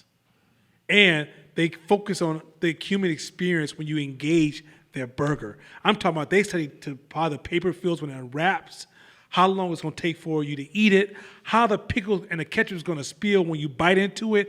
Every little detail is thought out. Where technicians go wrong is they can't wait to design this beautiful, delicious, amazing burger that no one's ever had, and oh my God! And then when people give them feedback, they're almost offended because this is you just obviously don't know what a good burger is. I mean, great burgers. You know, these customers, they just how do you get on my nerves? They ask for all these changes. That's not what I designed. That's the problem. It's like you're thinking about your business as a football team winning a game, not Tom Brady winning a game. Big difference. Go ahead, the commodity. Go ahead. The commodity isn't what's important. The way it's delivered is. That in itself, if you took time to think about the human experience when they engage your product and service, all the way down to the time they go talk to their friend, you analyze all that and you invest in changing that experience so you control that full experience, that's running a business. Not, man, you see how let's just use car detailing because it's something very simple. You can focus easily on the that you use chemical guys and you have the finest polish machine and that you could do it under you could polish a whole car under 2 minutes, and you're not thinking about what is my emotional state when I come to you, while you're touching my car, and when I leave you, and do you own those 3 conversations? If you don't own that, because here's the thing, your work can decrease by 30%. I mean that you can hire somebody who can do 30% less of a job for you, and you can focus on how the service is delivered, and your business could do 100 times better. I mean, your skills can go down, but the customer experience goes up, and all of a sudden your business takes off. Keep going. When the entrepreneur creates the model, he surveys the world and asks, where's the opportunity? Having identified it, he then goes back to the drawing board and constructs a solution to the frustrations he finds among a certain group of customers. Whoa, frustrations you see amongst a certain group of customers. Go ahead. We could almost feel that in our blood. We know what that is. Go ahead. A solution in the form of a business that looks and acts in a very specific way. The way the customer needs it to look and act, not the entrepreneur. The way the customer needs to look and act. And that act has to be, okay, for example, have you ever went out with somebody who was amazing on the first date, maybe the second date or third date, and then 6 months of the relationship, you wish you never even seen this person? What at the end of the day, let's not get into what they did, but what is absolutely known, I'm gonna use my super skills. They were inconsistent. What you experienced the first day, was that what you experienced the 5th day, the 30th day, the 400th day? There was a change of consistency. Oh, my mind's powerful. I can see it. So with that being said, I don't want to use all my skills because I don't want Josh getting jealous. But what I am suggesting to everybody is that when you run a business, you can't be inconsistent. That means that's why you have to systematize everything. So if a customer says hi to you, if I tell my friend you got to go to that have experience that same business, you have to systematize it so everybody has the same experience. When you walk into McDonald's, you know how to fuss when something's not right because you got used to the system. Yeah. So the key underlying value here is that this shit can't be about you. Not at all. The whole experience has to be about the customer. So when you create a model, you're putting out your first pass of what you think will be successful to the market. I think this is my first run. This is my version 1, Rev 0. And you sit back and wait. And how you upgrade your model comes from your customers. Hey, what'd you think about the experience? How was it? This, let me hear about some. Tell me what you didn't like about it. Oh, I loved it. I loved it. Okay, well, okay, you loved it. That's dope. But if you could give me one thing that you can improve, what would it be? Because you want that feedback. And as you gather that data, you go back to your drawing board and be like, all right, my Rev 2 is going to be dope. This is going to be the one. I'm going to make sure I get all the bugs out. Everybody's going to be happy. And you put that shit out. Boom. And then you'll see new complaints emerge that come from your new revisions and some blind spots you didn't even see. You're like, fuck. All right, cool. All right, dope. I got 5 more things to fix. And you play this game with yourself forever. Forever. It don't ever stop. And the minute you think you're a genius and you figured out all the bugs, the world changes or fucking something gets blown up and the rules change or laws change or something. So you'll always be running this back in your business, and that's the beauty of it. That's the beauty of it. And here's the thing. Y'all ever heard me say, fuck your life? I think I've offended some people the first 2 months when I said, man, fuck your life. That's my way of telling you that you think you're too fucking important. You just think you too. People come to me, sit down with me, and talk to me about business all the time. And what I thought I was wanting to do, and what I believe, the reason I started, see, my grandmother taught me, and and I'm thinking, excuse me, fuck your life. Fuck my life? Yes. If you say fuck your life, you can see the strategy. The problem is you can't see it because your life is too fucking important. That's called ego. Next one, please. Thus, the entrepreneurial model does not start with a picture of the business to be created, but of the customer for whom the business is to be created.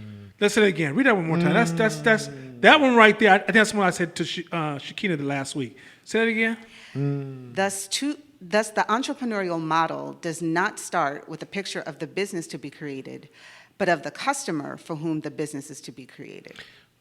Hey, I started this company because my vision and who I am, and God blessed me. So I'm just gonna bless you with my skills and talents and ability and my food, all that shit.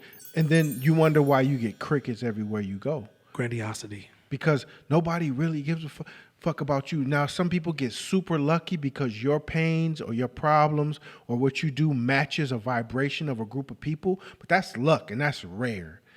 How you control that your environment or your success is you're constantly looking for the vein, your vein of customers. Your vein, that's your gold right there. And you digging for your gold. And there's no gold ores here. Let me move. You're not just gonna keep digging down the motherfucking hole to the center of the fucking earth. Because the God told you, or you think that this is there, and so your calculation said that this is where the gold is. Like, fuck your calculations. You was wrong. Keep moving and adjusting based on where your customers are. Where are they? Where can I how can I show up better for them? How can I serve them better? How can I serve you better? Lower your ego. And if we don't come from a place of service, it's hella hard to find your pool of customers. Is hella hard. Look, the reason we put so many emotions behind this is because this is a major killer of businesses. Yeah. This ain't like sometimes this happens. This is one of the most dominant destroyers of business. It's people trying to push their beliefs, their value, who they are. And for our people, it's worse. Here's something that can create a huge distortion why you might not be able to, these might not resonate with you. Let me help you understand. Most black businesses they said on average, black businesses make about $27,000 a year. On average. So on average, that means that at some point you made a little bit of money. Now you're really trickling amongst the bottom. But you're not autocorrect because you might think, well, I run my business because I believe in myself. Yeah, look at your numbers.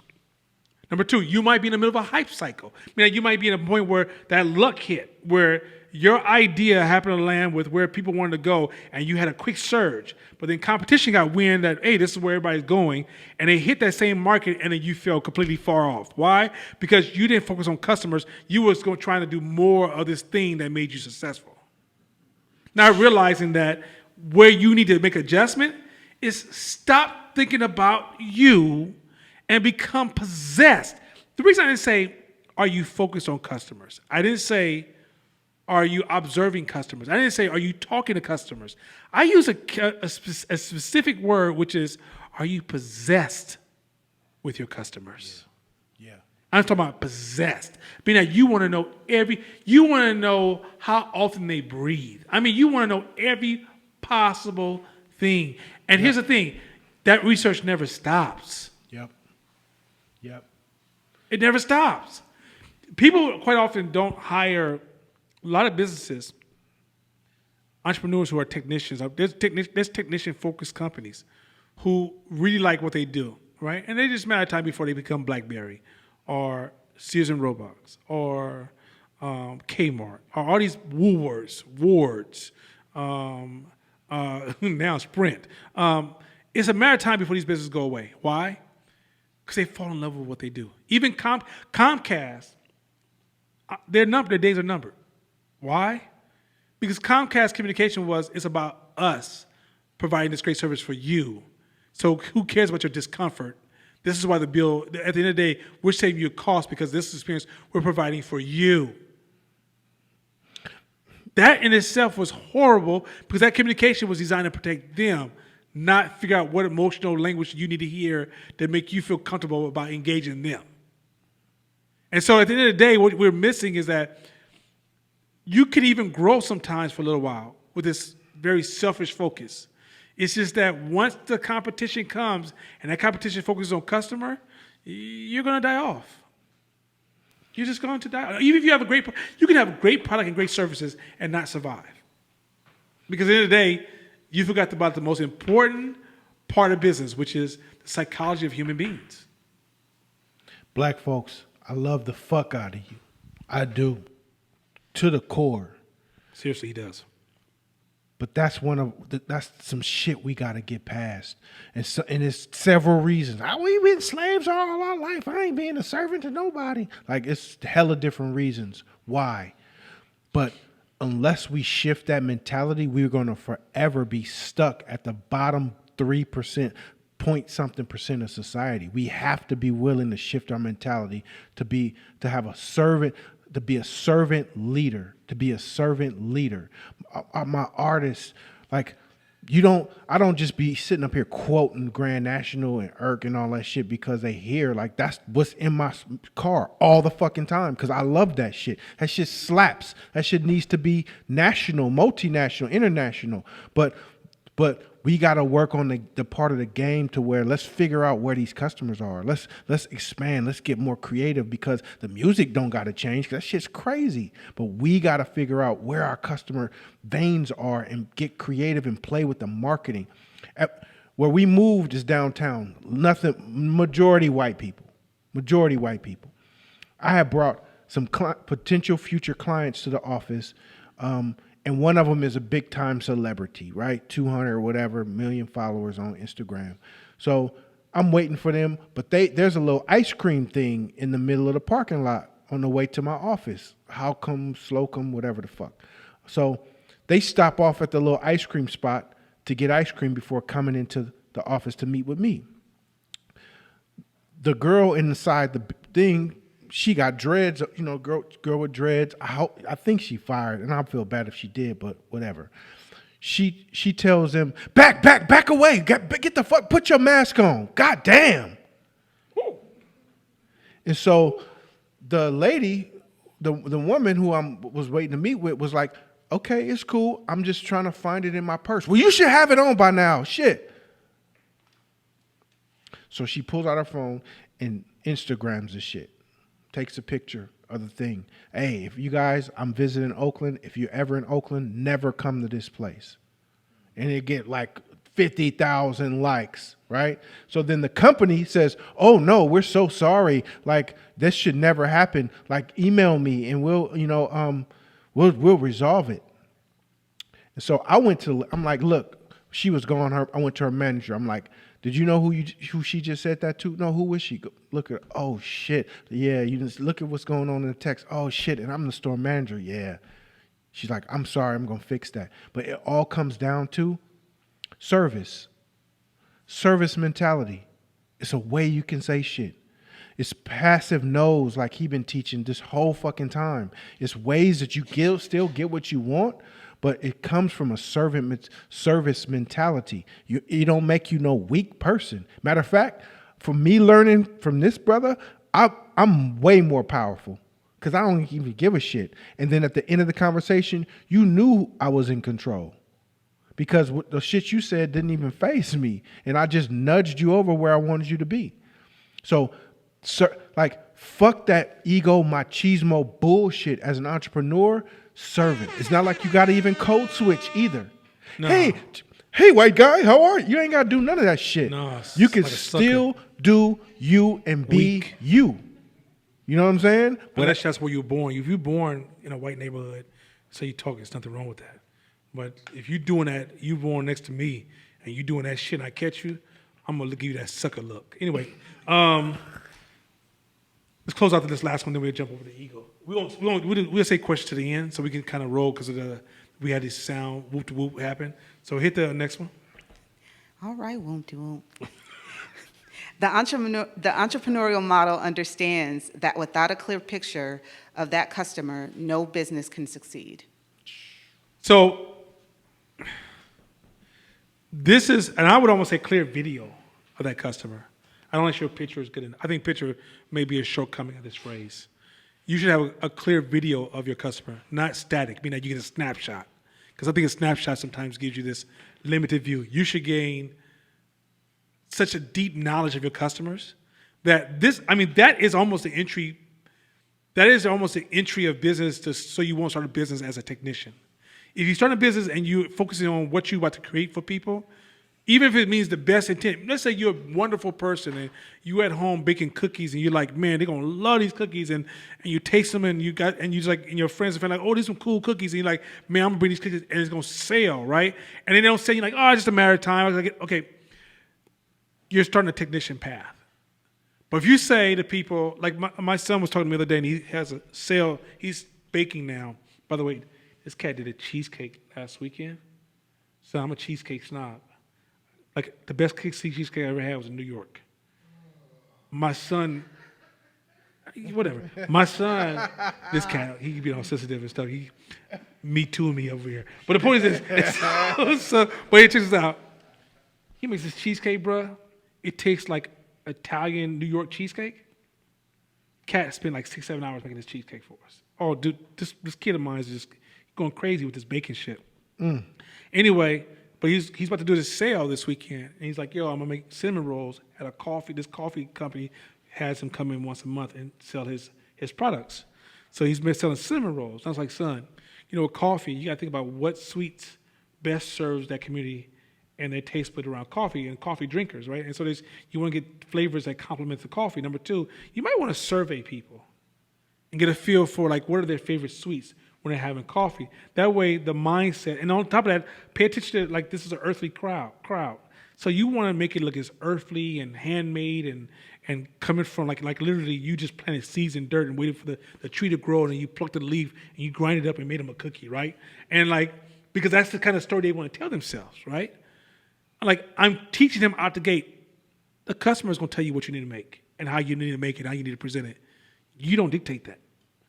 Once you start dictating that, it's like, like you guys think displaying your business is like displaying your clothing. When you display your clothing, quite often you can't wait to show your friends how fly you are.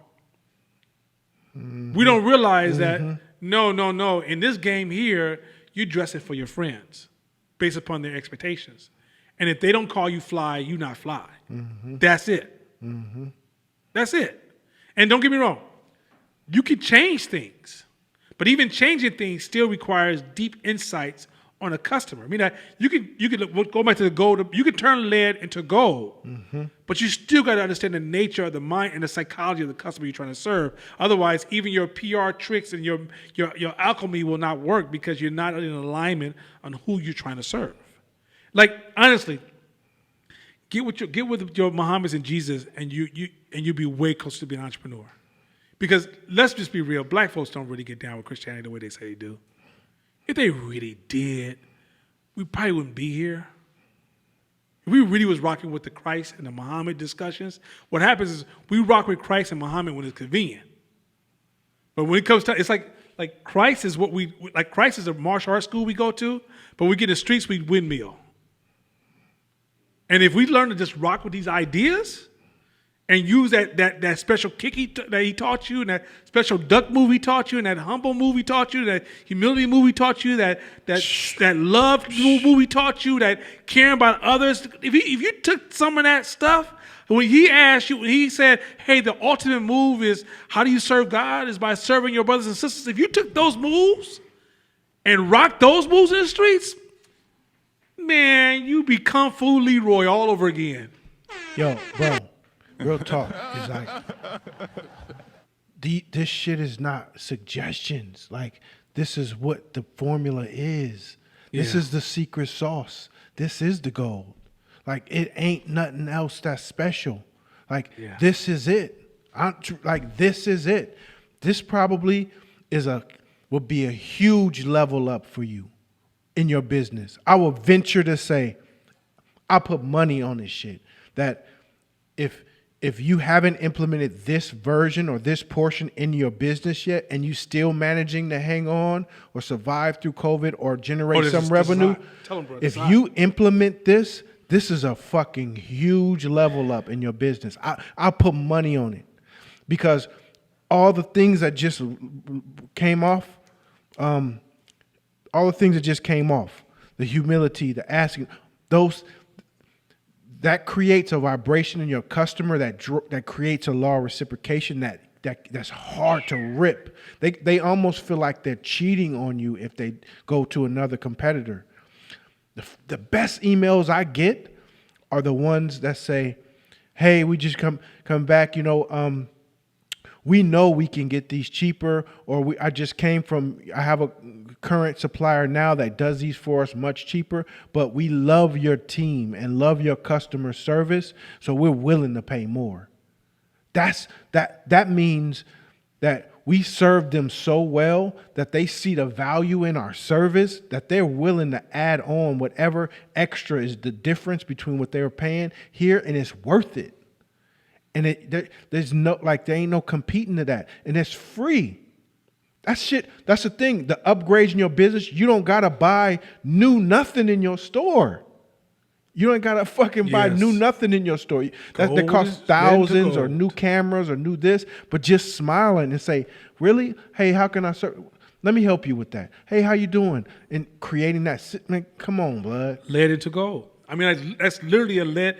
Look, when you understand that you're not changing atomic particles, but you're changing the psychology of your business. And so I got a partner, I remember I had a partner who owns a restaurant. I was talking about his customer service. He's like, I always ask the customers, how was the meal? No, you can't just ask them. You got to study. You got to watch how they eat. What's the rhythm they're eating? Are they finishing their plates?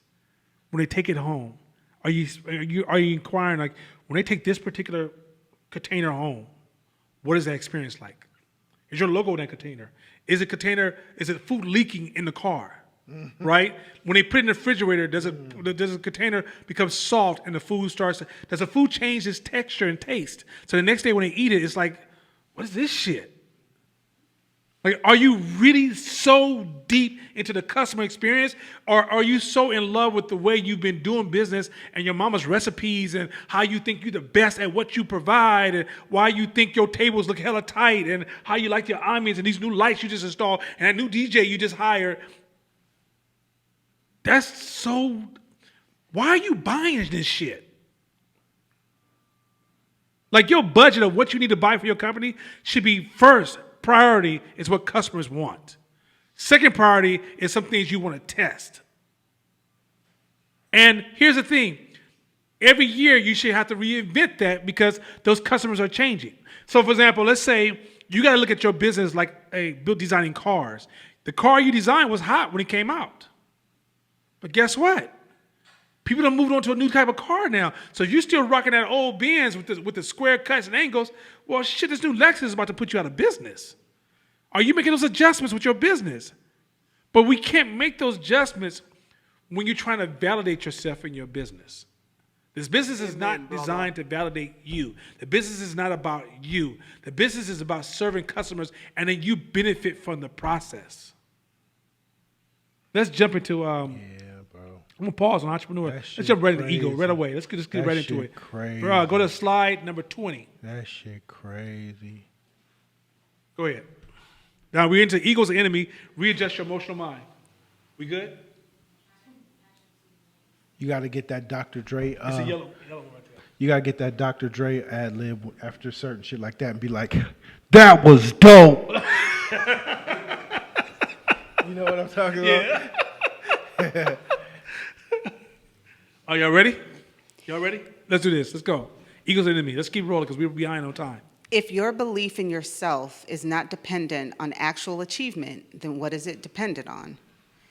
The answer too often when we are just setting out is nothing. Ego. I had to walk away from my table for a second. This one here, this is if we was in the twilight zone of the black community. Because we are the opposite of this. We believe we're bosses, players, max, hustlers, builders, creators, movers and shakers. I'm the man. I'm running this shit. I'm a powerful black woman. I'm running this shit. What the fuck have you done? I'm Umar Johnson. I'm here to lead you. What the fuck have you done? Think about most of the black leaders you love. What the fuck have they done? They may have done something, but you follow them without a recipe. You know why? Or without not recipe, but you follow them without, what's the thing I'm looking for? Credentials. Why you don't expect credentials from them? Because you're used to moving in a world where everybody's moving on ego. We're not looking at ourselves for what we've done and humbling ourselves for what we have done. We are showing up for who we want to be or what we think we are, which means that we are stuck in like we are walking on cement every day, but our mind is gone. We see ourselves as something, and then we're sensitive. We motherfucking sensitive. We're sensitive because somebody says, "Hey, your shit ain't that good." Huh. Hey, you know, your photos look like shit. Huh. Hey, you know that cake you made? I gave it to my dog. He didn't eat that shit. Huh. And then here's the thing. You could have been, Nana, they talking about me, Nana. They hurt my feelings. Nana, I'm going to call Black Lives Matter because I'm offended because the guy who talked about me happened to be white. Huh. And then I say, hey, man, you know, that's kind of fucked up. You know, white people shouldn't talk about you like that, Leroy. Right? And all of a sudden, Leroy says, I said, Leroy, let me ask you a question. What is it, Nana, baby? I said, man, how often do you practice? Huh? Practice? Shots fired! Man, why do I need to practice for, Nana? That's who I am. I'm a chef, baby. We believe these fucking stories we tell ourselves. And then when we comment on them, we have the fucking audacity to be motherfucking offended. Look, man, you ain't shit ain't a bad fucking phrase. Because that means that if you have my kind of mindset, I have a growth mindset. If I ain't shit today, doesn't mean that tomorrow I ain't gonna be shit. Man, facts. Like if your car broke down right now and you said, Nana, you on your way home? I said, yeah. So Nana, can you just pull over and try to help me see what's wrong with my car? I said, sure. Now let's say my ego's operating and it's out of control. It's not domesticated. And I say, pop over your hood. All right, turn it over a couple times. All right, let me get some tools out my car. And you realize we've been there for an hour, ain't shit changed. You say, no, you ain't shit. Now, if I get offended, it's because I have an ego. But if Donna, who I know the fuck I am, my mechanical skills pretty much on these new cars fucking sucks. I'm going to ask you about a carburetor in a fuel injection or in a hybrid. Hey, where's the carburetor at this motherfucker? That's how much I know about these new motherfucking cars. But your ego will have you out there where you're wasting everybody's time, and they get mad when a person says, you know, I'm just going to call AAA. Wait, you don't have no faith in me? You don't have no faith in me? No, you shouldn't have faith in your fucking self. And guess what? you ain't shit. Doesn't mean you can't go to school and become shit. But at that moment, in front of that car, you ain't shit. If we could just say that, we can hurry up and get the lesson and become somebody. But we have gotten to this ribbon placement award motherfucking society where we just happy to be a part. Motherfucker told me in Seattle, can I just take a second and share this motherfucker's comment to me? Nana, I don't need to take a class about entrepreneurs because my friends are entrepreneurs. And I have a job working for them, and I get a chance to hear them talk, and I'm getting all the training I need. You ain't shit. If you can just say that, see, that's that humble space. I don't mind you telling me, Donna, you ain't shit in this area. Okay, that's a challenge for me. I'm coming. If I wanted it bad enough, I'm willing to invest emotional energy to become that. When you tell me I'm not good enough to be in this game, I don't take it as, when I went to New York and I got shitted on, and they told me I wasn't qualified, they shitted on me. This is when I first started photography. I thought I had that big ass ego. Yes, I the fuck did. And I thought I was the shit because I was getting all this love and praise locally. And I went to New York to Milk Studios, the number 2 studio in the United States. It was one of the biggest photography studios where all the top fashion magazines was being shot. Man, them cats realized what I didn't know, and they went to work on my black ass. And these were white boys letting me have it. And you know what I realized? They gave me a route of working. I could have stopped and said, you know what? White people can't talk to me like this. This is what racist. I could have came back here and joined the red, black, and green anti-white people photography team. No, I didn't do that. I realized, I'm going to realign my fucking self.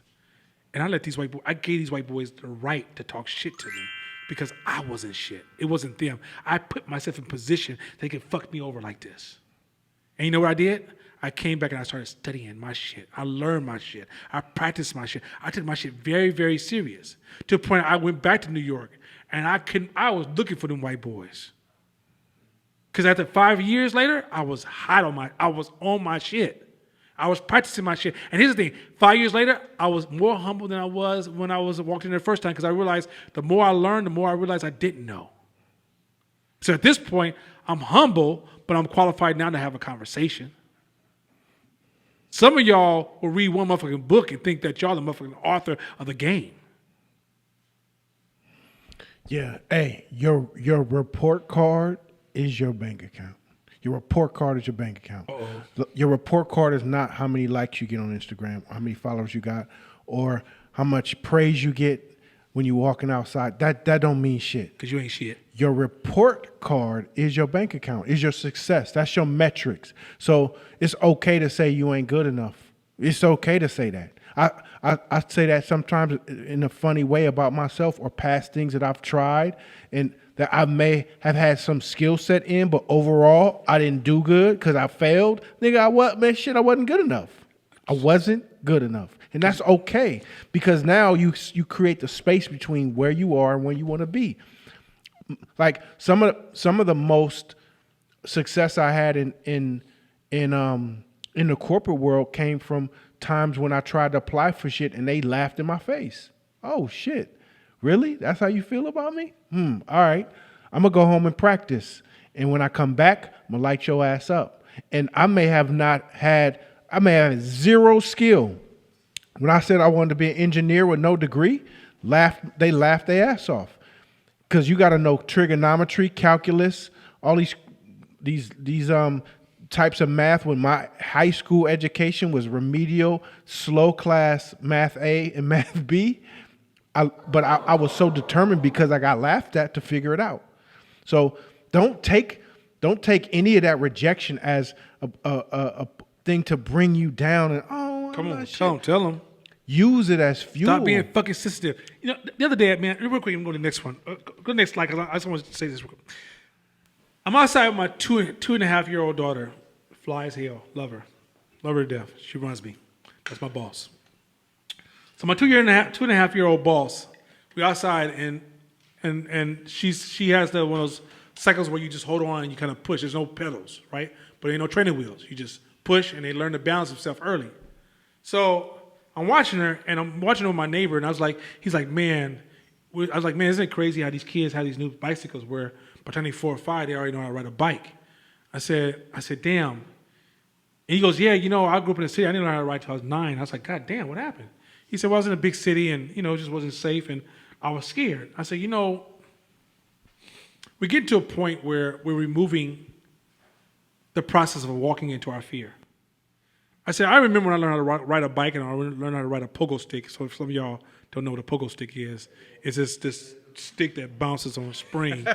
And you like bounce 18. around. Look here, man. Hey, you kiss my ass. Anyway, boys, this is so, yeah. All right, Leroy. Anyway,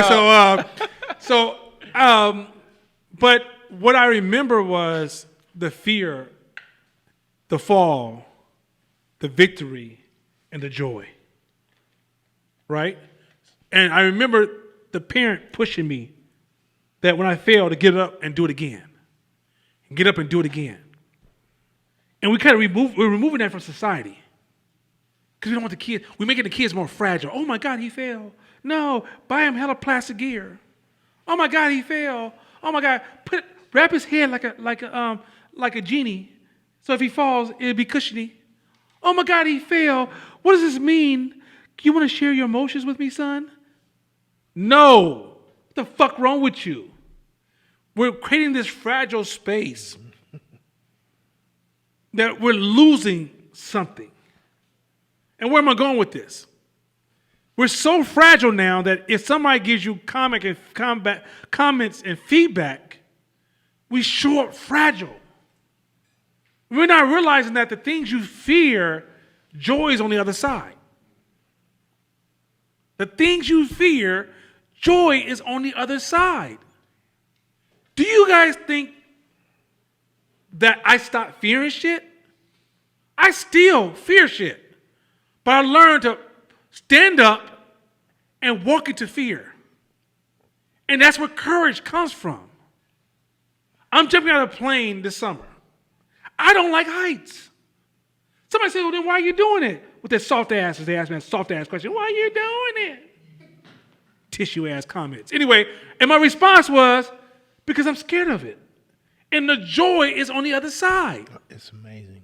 But this whole new culture where we cater to the fear and the discomfort and we run towards and we run to our friend who pampers us and go, no, you don't have to jump. Don't worry about it. It's going to be okay. You know what? The ground is made for most of us anyway. You don't get your soft ass out of this conversation. So soft and ego, horrible combination. Amen. Bad combination. Yo, Amen, brother. Most nations were conquered by other nations. I'll rephrase it. Most great nations that were conquered by other nations throughout history came from a space of over time, they got too comfortable and fragile. So the strength at which the nation was founded, maintained, and grown to be a great nation, when that got so comfortable and good and they had comfort and security, that's what was the start of the deterioration of the nation, because they got comfortable with partying. These walls are around our cities. We ain't got nothing to worry about. And so it's not them, but their kids, and their kids are more fragile, to where a certain generation, they don't even know how to defend their castle. They don't even know how. So most times nations just walk in and take it. Wolf talk. So if you think about how Babylon got taken down, or any of the great nations got taken down, I won't say Rome because the Ottomans had to fight for that shit, but you look at how the Moors, when they crossed over the water and took over those parts of Spain, they just walked and took it. Nobody even put up a fight. Because, so if you look at the U.S. in terms of how the conservatives think, there's parts of how they think I fuck with them, because I know, they know, and I know that if we're deteriorating as a society, it's coming from becoming more and more fragile and sensitive. Ow, that hurts. Ow, that hurts. Ow, that hurts. So then over time, they won't even have the strength to defend. They won't even have the guts to defend anything. And no nation can stand without being able to defend. And please don't mix soft with straight or gay. That's just I don't mix those two together. Don't mix those two together.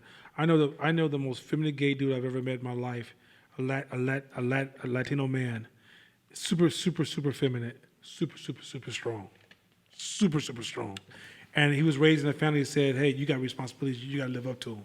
And then I know some men who are masculine as all outdoors, love women, super soft, super soft. I'm talking about if I sneeze, they're gonna fall down soft. Go on next one.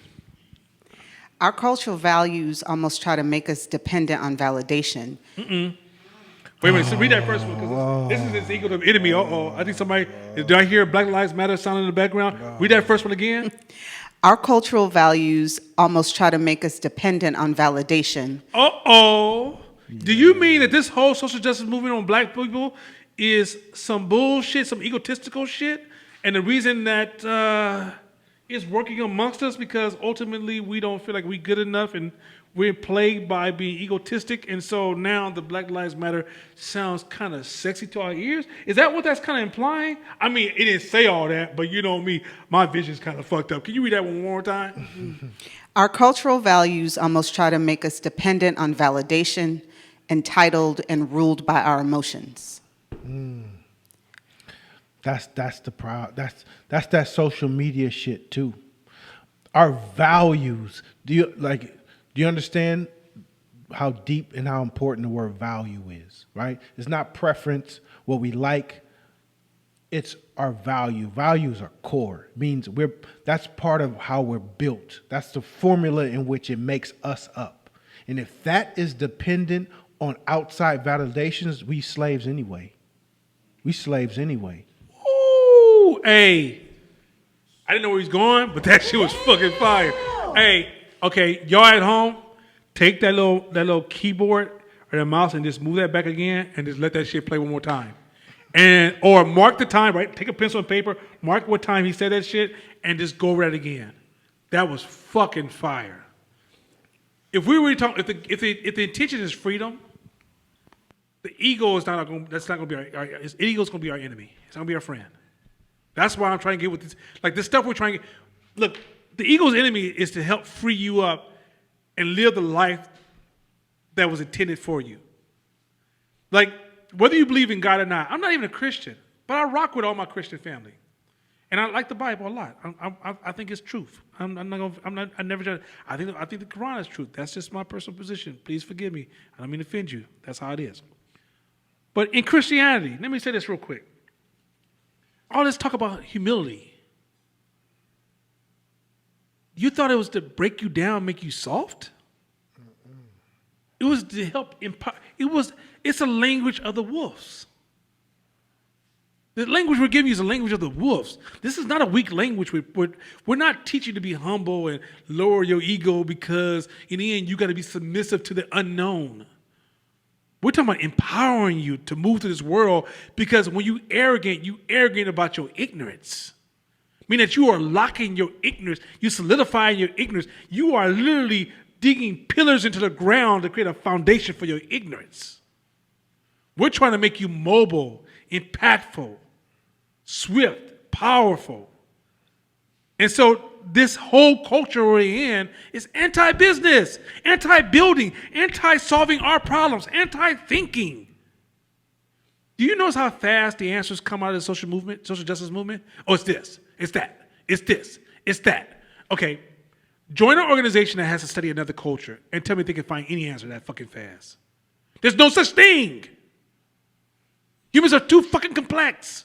There's no such thing as a simple ass answer. When it comes to human beings, if somebody goes, you know what a simple answer, what the simple problem with people are? There is no such thing. No such thing. So when social justice comes up with these fast ass, quick ass solutions, like he said, you're following an idea by itself. By the way it was produced, it's automatically flawed. So when Nana comes along and be like, fuck social justice, y'all think I'm just on some old, I don't know what y'all think I am, but y'all think I'm on some shit. And I'm trying to say to you, like, hey, we're about to teach you how to build a business. You're going to have to take all that social justice shit and leave it outside. Take that shit like it's muddy. Leave it outside. And then go in the house and build some new shit and think totally different. And it does. And here's the thing. The things we're talking about is really solving these problems. Look, how do we remove police brutality? be able to pay for our own police. That's simple as fuck. Shit. That solves the problem right there. Let the best minds who can build the best build a police system that we pay for. Police brutality is addressed. But if you're saying, they're gonna need to learn, they should. Guess what? That's a kind of the distortion. Doesn't exist. Yeah, your report card is your bank account. Or in other terms,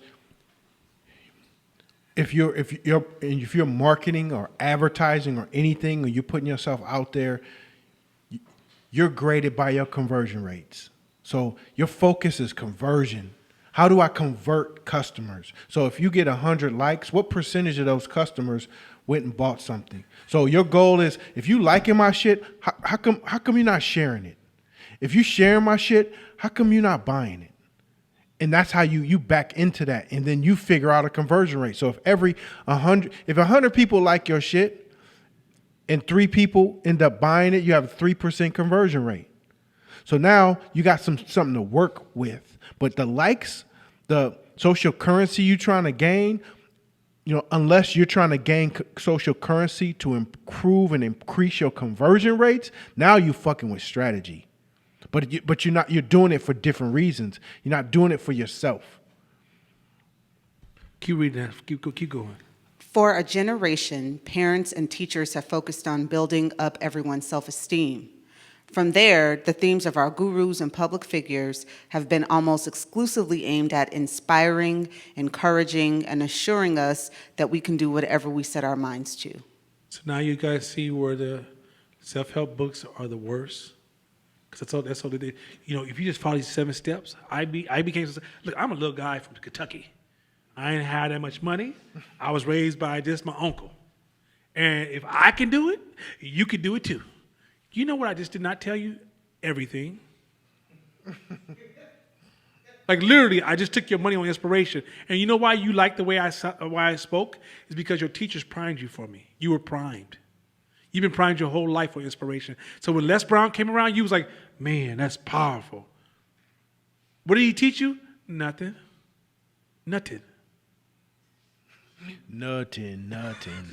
So the reality is that this is why you have a love for inspiration. That's why sitting down learning seems boring.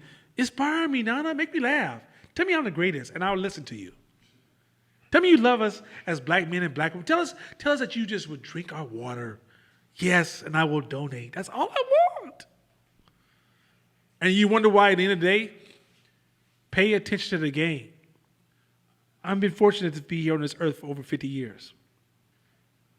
When it comes to business, I haven't seen much change, but I've seen a lot of emotional changes. That lets me know, oh shit, we've fallen for the okie doke with all these little speeches of inspiration, and you can be somebody, and like if you just jump off the cliff, I'm telling you, you just jump off that cliff, your wings will spread, and you will never hit the bottom. That shit was deep, yo. I love what he said. It was real. Shit sucks. Hey, Tone Vic used to come fuck with me. He would come have lunch with me at the office. And we meet, and he tell me what's going on, and I'm like, hey, it boils down to like, bro, you acting soft.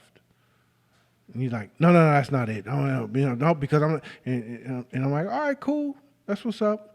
And then he's like, all right, well, I got a different problem.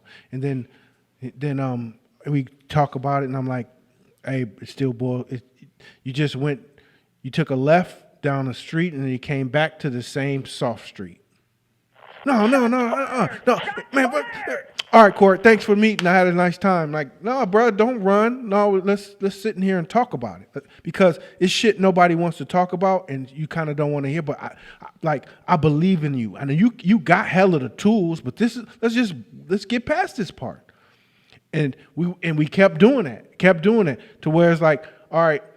Right when I got to the part about the soft shit, he'd be like, man, all right, I'm out, Court. Then he starts staying. And then we start having the conversations about it. And then we start being longer and longer and conversating and breaking it down and understanding. And then that's like, then he starts seeing his own breakthroughs in that regard. But that's shit that nobody want to tell you, because don't nobody want to say that shit. But that's most of where our biggest barriers is fear. It's not just him, it's all of us humans. The limitations in our success comes back to where we're afraid of, where we weak at. And so if we don't address it because our ego is running around it and don't want to admit it or see it, then we're going to forever be stuck in that same rat race. And we're going to go around, down, up the block, and then we're going to always end up back at that same ass street. So let's read that. You want to read that one? Because we ain't got to that one yet. Oh, my bad. It's okay, bro. I was like, you're on the next line already. Go ahead. Finish. Go and read it, though. In reality, this makes us weak. Yes, you, with all your talent and promise as a boy wonder or a girl who's going places, we take it for granted that you have promise.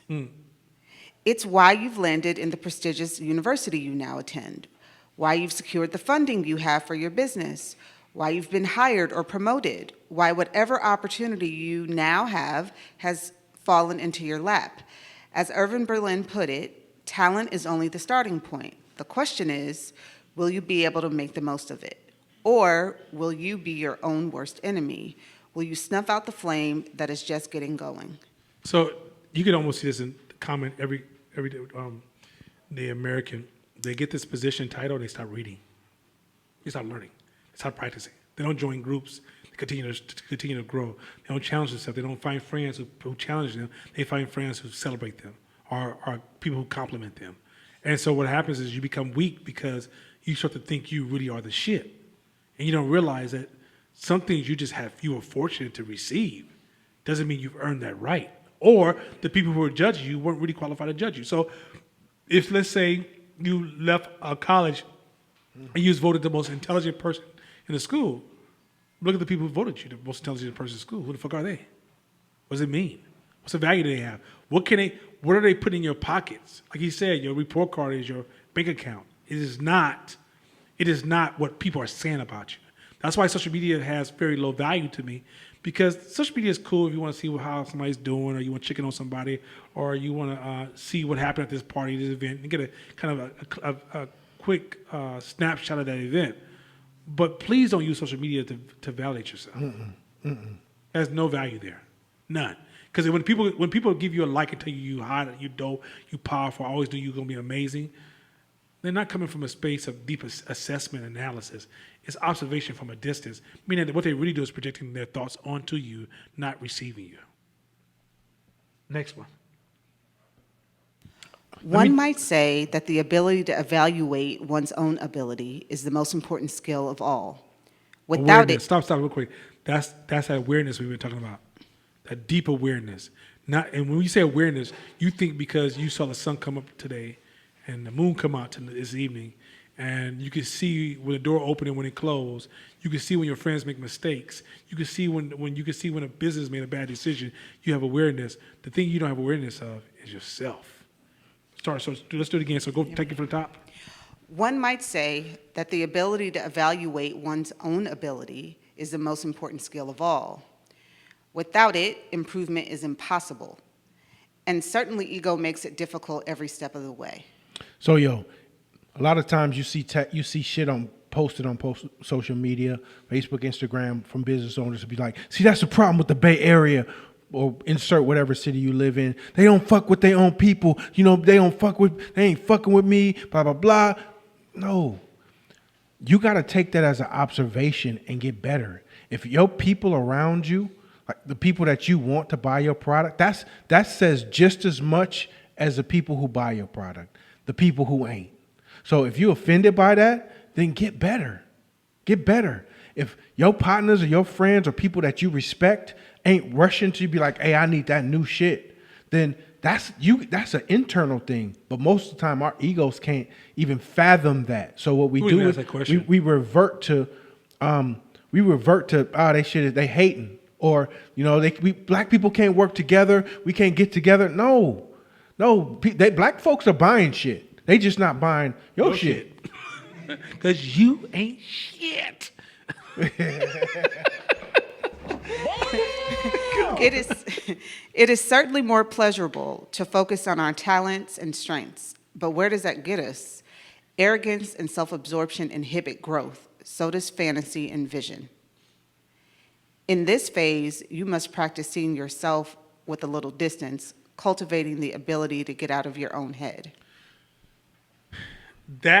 This right here will save you so much money, improve your decision-making strategies, will actually make you a lot of money in your lifetime. And I think he said it, and I think the way it's framed in this sentence may undermine the power which has been said. When you start a business, it is so easy for you to be victimized by your own passion. So you develop a tunnel, right? You get so focused on the problem, so focused on the opportunity, so focused on what's happening that day, you can easily tunnel because you're really going through your ego in your examination of your surroundings. And quite often, if you're around a team that does something really, really well, you get so focused on what you do well and the problem that you egotistically become blind to the bigger picture, which requires you to have a broader view. This is not an easy skill to develop. If you develop the skill of being able to step back and see yourself and separate the you in the moment to you, the witnessing of you as a separate, it's something you can develop. This is something you mentally can develop. You can catch yourself faster. You can even prevent a lot of bad mistakes, and you can gain superpowers. Where we go wrong is we get so engaged and so caught up in stuff, and our ego kind of locks us into that communication. If you're in a business meeting, we okay? Huh? Okay. If we're in a business meeting, please, whatever it is, leave it alone. We're in a business meeting. Oh, the blue light went out? Yeah. Oh, okay. Was it plugged in? It's plugged in. It's something to do with the light bulb. So. Okay, well, just fuck it. We're almost done anyway. But let's say you're in a business meeting and something goes south. If you don't have the ability to pull out of your tunnel, you can become directly engaged. Now, if I'm manipulating you, I can start to push some of your triggers. Let's say I'm in a meeting and I really don't want you to hire your company because I have a partner I want to get hired, right? This happens all the time. So while you're in the meeting, I try to trigger you to show a lack of discipline, poor customer service, or hostile behavior. Now, if you don't have the ability to separate yourself, I got you every time. Because you hear what I say, you respond. You hear what I say, respond. Before you know, you fucked. Mm-hmm. But if you say something, somebody says something, and you have this, you learn to breathe, go cold, I go to that another day. Process it, separate from yourself, see yourself in a meeting, analyze it, and then respond, you're dangerous. Because you can make a fool, you can expose a fool for his foolish behavior while you have an intelligent conversation with somebody and never be scratched. But if you don't know how to do this thing here, which is practicing yourself with a little distance, cultivating the ability to get out of your own head, that right there is the foundation of good negotiation skills. I negotiate for a lot of money in business. Rarely do I negotiate under 100 grand. When I'm negotiating, I have to make sure that I have to come out of my own head. I'm a poor kid from East Oakland. Scarcity can sneak into my head really fast. Not feel like you're good enough can sneak in my head really fast. Fuck this dude can sneak in my head really fast, right? I got to make sure that all those things is trying to undermine my ability to make the best decision and come out on top. Or let's say you're in a discussion. I'll give you even more details. You're in a discussion, you're like, oh, they just trying to give me this much money. So you know what I'm going to do? I'm going to do B. When there's a hidden C or D, and you can't see it because you're so caught up in it. And then you get home and you realize, oh, shit, I could have just said this and took them somewhere else and took this conversation to another level and walked away with 10 times as much. But instead, you got locked in B, thinking that, because you handled B, you made your B argument so well, you won, not realizing, no, you tunneled, you lost. This one here is a long-term goal. You're going to fuck up a lot, but you got to practice Like even I'm talking about even in your like okay. Entrepreneurs, stop practicing when you're at the conference table, but not practicing when you're at the kitchen table. Practice at all times, even at the kitchen table. You're at the kitchen table, you're in negotiations with your family, practice separating yourself. Practice watching your emotions. When you're on the basketball court, when you are at the gym, watch your emotions. Practice all the time. So when you're in that office and you get that crazy racist person who's trying to hide their systemic racism in the way they're showing up with you, you can call that shit out so smooth and get them. But you'll never win those battles if you can't separate yourself from yourself. And trust me, it's something I practice. I would say I'm 80% tight, 20% weak. There's certain times like I didn't eat well or I didn't drink enough water, I didn't sleep well, I don't like the way I show up because I can't make that separation. But if I eat well and I sleep well and I go into negotiation and I'm drinking water, oh, you best bring your A game. I've even told people, listen, before I negotiate with you, are you a professional negotiator? Because if you're not, it may not work out well for you. I'm going to get you for more than you intended on spending. So I suggest, now mind you, that's a bold-ass comment, but I know I'm so motherfucking good when I'm on top of my game, I can say that shit to your face and still take you and you will not question it when I walk out the room. That's how cold you can be. But it requires for that huge separation. That's a powerful nugget that it's going to take a long time to develop. I don't like when people try to say like, oh, you just separate yourself. That's all you need to do. It may take 5 to 10 years to get this game down. But when you get it down, like you literally, remember I said, I think a couple weeks ago, I said, look, who you are, make sure you stay who you are. And like if you walk into a room, don't let people dictate who you're going to become. Mm-hmm. Don't become a different person based upon the room you walk in. Stay that same person. Because what you're trying to gain is control of self. Self-awareness, and be able to control self in the middle of a discussion so you can control your outcome that you desire. Now, the strategy may not work, but at least you're comfortable because you implemented the strategy and you saw the different angles while you were in the discussion. The worst thing in the world is to go in a discussion, become a wildcat, say all the emotional shit you could think of, walk out of the shit, get home in hindsight, and realize you fucked yourself over. Mm-hmm. Mm-hmm. Best time to practice this is if you have an ex and you guys share a child, woo-hoo, this game is so valuable, and that's how you could test yourself. Is how is my relationship going with my ex in our negotiation with our child? If your baby mama or baby daddy, if you still on that, man, this bitch is crazy, I can't stand her, or if she like this dude, I hate him, and you don't have him. You don't have him or her in a space where you guys are working through your shit and it's amicable, then you got more work to do with it. This game works perfectly for that. So then once you get good at that game and you start mastering that game, the negotiating table is not as hard because there's no love connection involved. There's no emotions. There's no triggering involved. They can't push your buttons yet because they don't know all of your buttons. They only may know the ones they see on the surface. That's where this is perfect at. That's where you could practice and keep getting better. You could practice with your child. Oh, that's a big one. You know what I'm saying? Ooh, and get better. Get better with your child because if they triggering you because you feel some type of way because they should be acting this way, all this is preparing you for those negotiations. Shit, Diallo is one of my trainers. Because my son has taught me it's helped me grow so much. Like I said, that awareness, self-awareness, my daughter's getting like the best version of me ever. Because like when she does things, I'm able to like totally separate the experiences and show up as a parent. Like, the other day she threw this crazy tantrum, so I put her over my shoulder so she won't hit me in the face. And I got her over my shoulder and we walk upstairs. And she's throwing a tantrum, just rubbing her back. Hey, whenever you're ready to talk, I'm right here. Whenever you're ready to talk, I'm right here. And it went on for 10 minutes. She's hitting those notes where you're like, ooh, that hurt. Whenever you're ready to talk, I'm right here. Now, the younger version of me, come on now, goddammit, look here. All right, that's shit. Hey, woman, get up here. Take the baby outside or some shit. Right? That's younger me. I'm not going to lie. My ego is pretty bad. Right? I'm suggesting you guys that I practice all the time with my loved ones. Right? Now, mind you, I don't let people abuse me. If you just get too much, I just shut down, stop talking, and walk out the room. I'm not going to tell you off. What the fuck I'm telling you off for? You mentally damaged. What am I going to do? You like schizophrenia ain't helped by my words.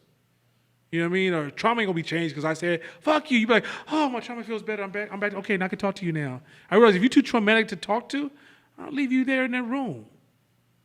But you don't realize that every opportunity, when you at the fucking Great America with your kids or at a festival, or that is time to practice these fucking skills. Stop waiting to like, when I get to the office, I'm gonna practice. No, you're gonna suck. Get your reps in and with your loved ones, the people you're dating. Like work on your, and then like when you make a comment to your loved one, they frown or get mad, reflect and go, what could I have done better on that situation? Don't go into that self-righteous armor. You know what? I wouldn't have to say it if you wouldn't keep fucking up so goddamn much. Like honestly, all this shit is an opportunity to grow, and I promise you, like. You practice this shit when you get in negotiations, it's almost like you're a superstar. You like, what tangle you go? What kind of problem you gonna try to tangle me up with today? Because watch me just unravel this shit. Because you're in a space where you learn to separate. Just hit this last one real quick, then I think we're gonna. Okay, we'll hit 2 more, then we're gonna get up out of here. Let's go. It's easy to be emotionally invested and infatuated with your own work. Wait. Are we in E-Myth or are we in Eagles of Enemy? Say it again. Because remember I told you it's the same book. Read that one sentence again, because I'm not sure which book are we in Eagle, computer people? Are we in Eagles of Enemy or emotional, E-Myth or emotional Julia? What book we in? E-Myth or what book we in right now? Is this E-Myth? Oh, this Eagles the enemy. Okay, I just want to make sure because this sounds like E-Myth. Could you read that one paragraph for me again, please? It's easy to be emotionally invested and infatuated with your own work. Please, in the audience, turn to your neighbor and say he's talking to you. So listen, listen. Y'all see how this ego shit is so cold in business? There's a business book. There's an excellent business book that we're going through called E-Myth. And it says it's easy to be emotionally invested and infatuated with your own work. And he said, if you want to be successful in business, you got to start focusing on what you want to do as an entrepreneur and focus on what the customer wants. But it's so easy. This is where that ego shit, and where does ego come from? It's a symptom of feeling like you're not good enough. Now, last time I checked, don't you do it. I know you was close. I know he looks a little bit like him, but he was going to go there. But point is this. People who's told that they're nothing but minorities, and every time they try to climb the top, they got the rug pulled from them historically. And their ancestors passed down to them that, hey, every time we try, there's always been this white system that has undermined our full capabilities and possibilities. Truth or not, but it's branded in our mind. So we kind of play the game just to be in, not to win. Just to survive and be safe. Just to feed our kids. We're not playing this game to change the game. We're playing this game just to survive. Well, a symptom of that behavior is you're going to develop an ego. So when you run your business, guess what's going to happen? It's easy to be emotionally invested and infatuated with your own work. That is the nature of what's happening to black people. That's why we're not seeing enough high rises. That's why most of us have never imagined retiring working for a black organization. Because at the end of the day, black people are dealing with a disease of self-infatuation, ego. Let's keep rolling. Any and every narcissist can do that. Woo! What do you say? Our narcissist? Go ahead, keep going. What is rare is not raw talent, skill, or even confidence, but humility, diligence, and self-awareness.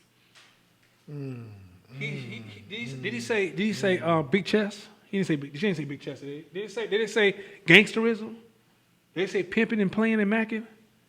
Did it say strong, powerful, don't need nobody? Did it say independent? Did it say that equality? Maybe? Did it say equality? Did they say pronouns? Did they say anything like that? No. I don't see. Did it say destruction of the white man is necessary for success? Did it say that division of races? Did it say that? Did it say floss? Oh, it said flossing? Oh shit, it didn't say flossing, huh? It didn't. Ain't that something? Could you read that last part one more time? Because you know me, I went to Castlemont, systemic racism. So sometimes words do kind of change. I got mixed lexia. Things mix up all the time. Go, let's try it again. Okay. Any and every narcissist can do that. What is rare is not raw talent, skill, or even confidence, but humility, diligence, and self-awareness. Self-awareness. Self-awareness is so beautiful. Self-awareness is like having 20/20 vision of yourself. So where am I? When you have self-awareness, the ability to be able to call yourself out or to say, what position am I playing in this situation? Where am I? That place can make you powerful because you can see yourself in ways most people can't. Because you can say, damn, I'm really not shit right now. Or that's a D or F. Or man, I'm at 20% right now. Or fuck, I'm buried. I'm buried. Because sometimes, like when you can call yourself out with clarity, man, that you're like a UFO. You're not like an airplane. Airplane it has to take off slow and go, and then to go in a circle, it has to fly straight and just curve until it flies straight and land straight. When you have self-awareness, you're like a UFO. You can make changes on a dime. You can make changes on a dime because you get clear about where you are. And that's how you can improve rapidly. Have you ever been around somebody where you both started maybe a job on the same day, and in 3 months they was running circles around that whole motherfucking building? It's 9 times out of 10, they had a humble spirit, which means they were willing to be the dumbest person in the room, and they were okay with it because they knew they could grow. And their self-awareness was crazy. That's what we practice. You'll never go broke with these 4 tools. You'll never go broke. You'll never be broke when you have, because talent, skill, confidence, that shit can be replaced. That could be replaced. Self-awareness, hey, Nana, tell what's going on. What do you see? And if I trust this brother because I know he's so self-aware and he's not coming from a space of ego, he's not coming from a place of competition with me, it's just straight, raw awareness, man, that's invaluable. Hey, you fucking up, bro. You fucking up. How? What? Bro, you buried, bro. What you mean? I'm working so hard. Man, look, you're buried because this is that. Oh, shit, that's right. Shit, that's clear. Because all psychiatrists and psychologists will agree on this one thing. Awareness by itself can be curative, depending on your IQ. So sometimes you can just be aware of some stuff and be cured. That's why this self-awareness is so important. Next one, please. For your work to have truth in it, it must come from truth. If you want to be more than a flash in the pan, you must be prepared to focus on the long term. I think we hit that one. Go to the next one. Just go to the next one. This is the one I think I'm going to walk out of here on. This the one right here. Mm-hmm. We will learn that though we think big, we must act and live small in order to accomplish what we seek. Okay, can you say that again? Because once again, that mixed lexia, I want to mix some words in there that don't make no sense, right? So I want to make sure we're on point and I'm in alignment with where you going. You understand me? So let's try this one more time. We will learn that though we think big, we must act and live small in order to accomplish what we seek. There's somebody right now, they done turn the computer off, poor soul. And if I call them on the phone, they're going to say, well, none of the power went out. That's what they're going to say. They don't tell me something like that. Or I couldn't find the plug for my Mac. You understand me? Because they're sitting outside and looking out, they're in their apartment by the lake or something like that maybe. They see that Benz outside that they're paying on. They look at their closet and they got every brand name. They don't even fuck around with Target J. They got the high-end brand names, you understand me? The shit that Macy's barely carry. They got shoes they can't even wear because it hurts their feet, but they got them. They go to parties, that Essence type shit. They there. And they flossing. Don't get, oh, you understand me? Huh? I think they just came out and they said that they were talking about the systemic racism of buying houses.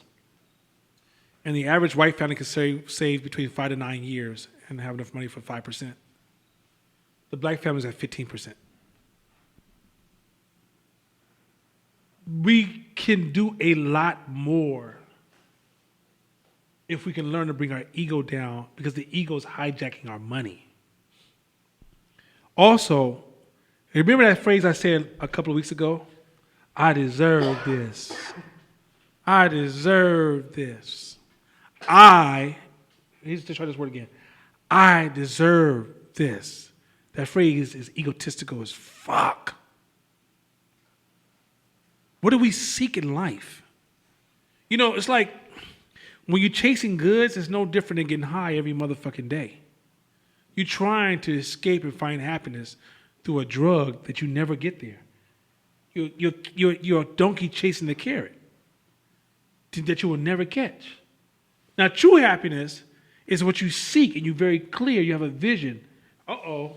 Is this E-Myth again? Yeah. Josh, you got to start switching books on me, man, because, you know, I told you I'm mixed dyslexia. What is this? And so you have a vision, and you want to go somewhere. But you're never going to get there if you're trying to play big on the way there. You're trying to be a CEO in day one. No, you're a technician. You don't give yourself a title, call yourself a technician. Just at least be honest. Don't sit there and call yourself a CEO. You don't even know what the fucking word means anymore. So it's like, I don't think we really understand why we spend all this energy and time trying to uphold the image. The ideas of that is stealing from you. So let me take it down to the real world. When I started 510 Media, I had cut down my cost of living down to $1,500 a month. I think at one point I was down to $1,000 a month. Yeah, I'm up there now, but at the time I was down to $1,000 a month. You know what that did? That means in the history of 510 Media, guess how many loans I took out? Guess how many people I owe? And guess how my books look? Right? Why? Because in the end, I live small. Here's the funny part. I realized that the things I found joy in was really the small shit. See, when you wear that, you know, I got some custom-made suits. I spend some money on them suits. How often do I wear them suits? I don't wear them every fucking day. I wear these sweats every fucking day. I wear my jeans every fucking day, right? What I found is that people is where my joy comes from. Those items was to raise my status with people, but when you realize if you invest in self, that's the fastest way to raise your status with other people, how you show up to other people. You keep your word. Like I have a partner named Juan. Juan could call me right now and say, Nana, I'm going through something, and I need $2,000 to pay my rent. I won't even ask him any questions.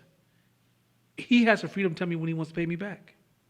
Because the way he shows up in my life is so consistent that I have deep, deep love for him. I got another partner who got all kind of shit. I wouldn't loan him a piece of chalk. I swear to God I wouldn't. I wouldn't loan him shit. And the car part, he could pay it back, but he ain't shit. Because he ain't self-invested. But he got nice shit, though. He got some nice shit. But he ain't shit. Why is he ain't shit? Because he's not investing in himself. He's hard to talk to. He's as inconsistent as they come. I have more enjoyment watching a kid excited to go to a park after 10 years than watching him do some shit. Because he just be all over the place. You don't know what the fuck he's going to do.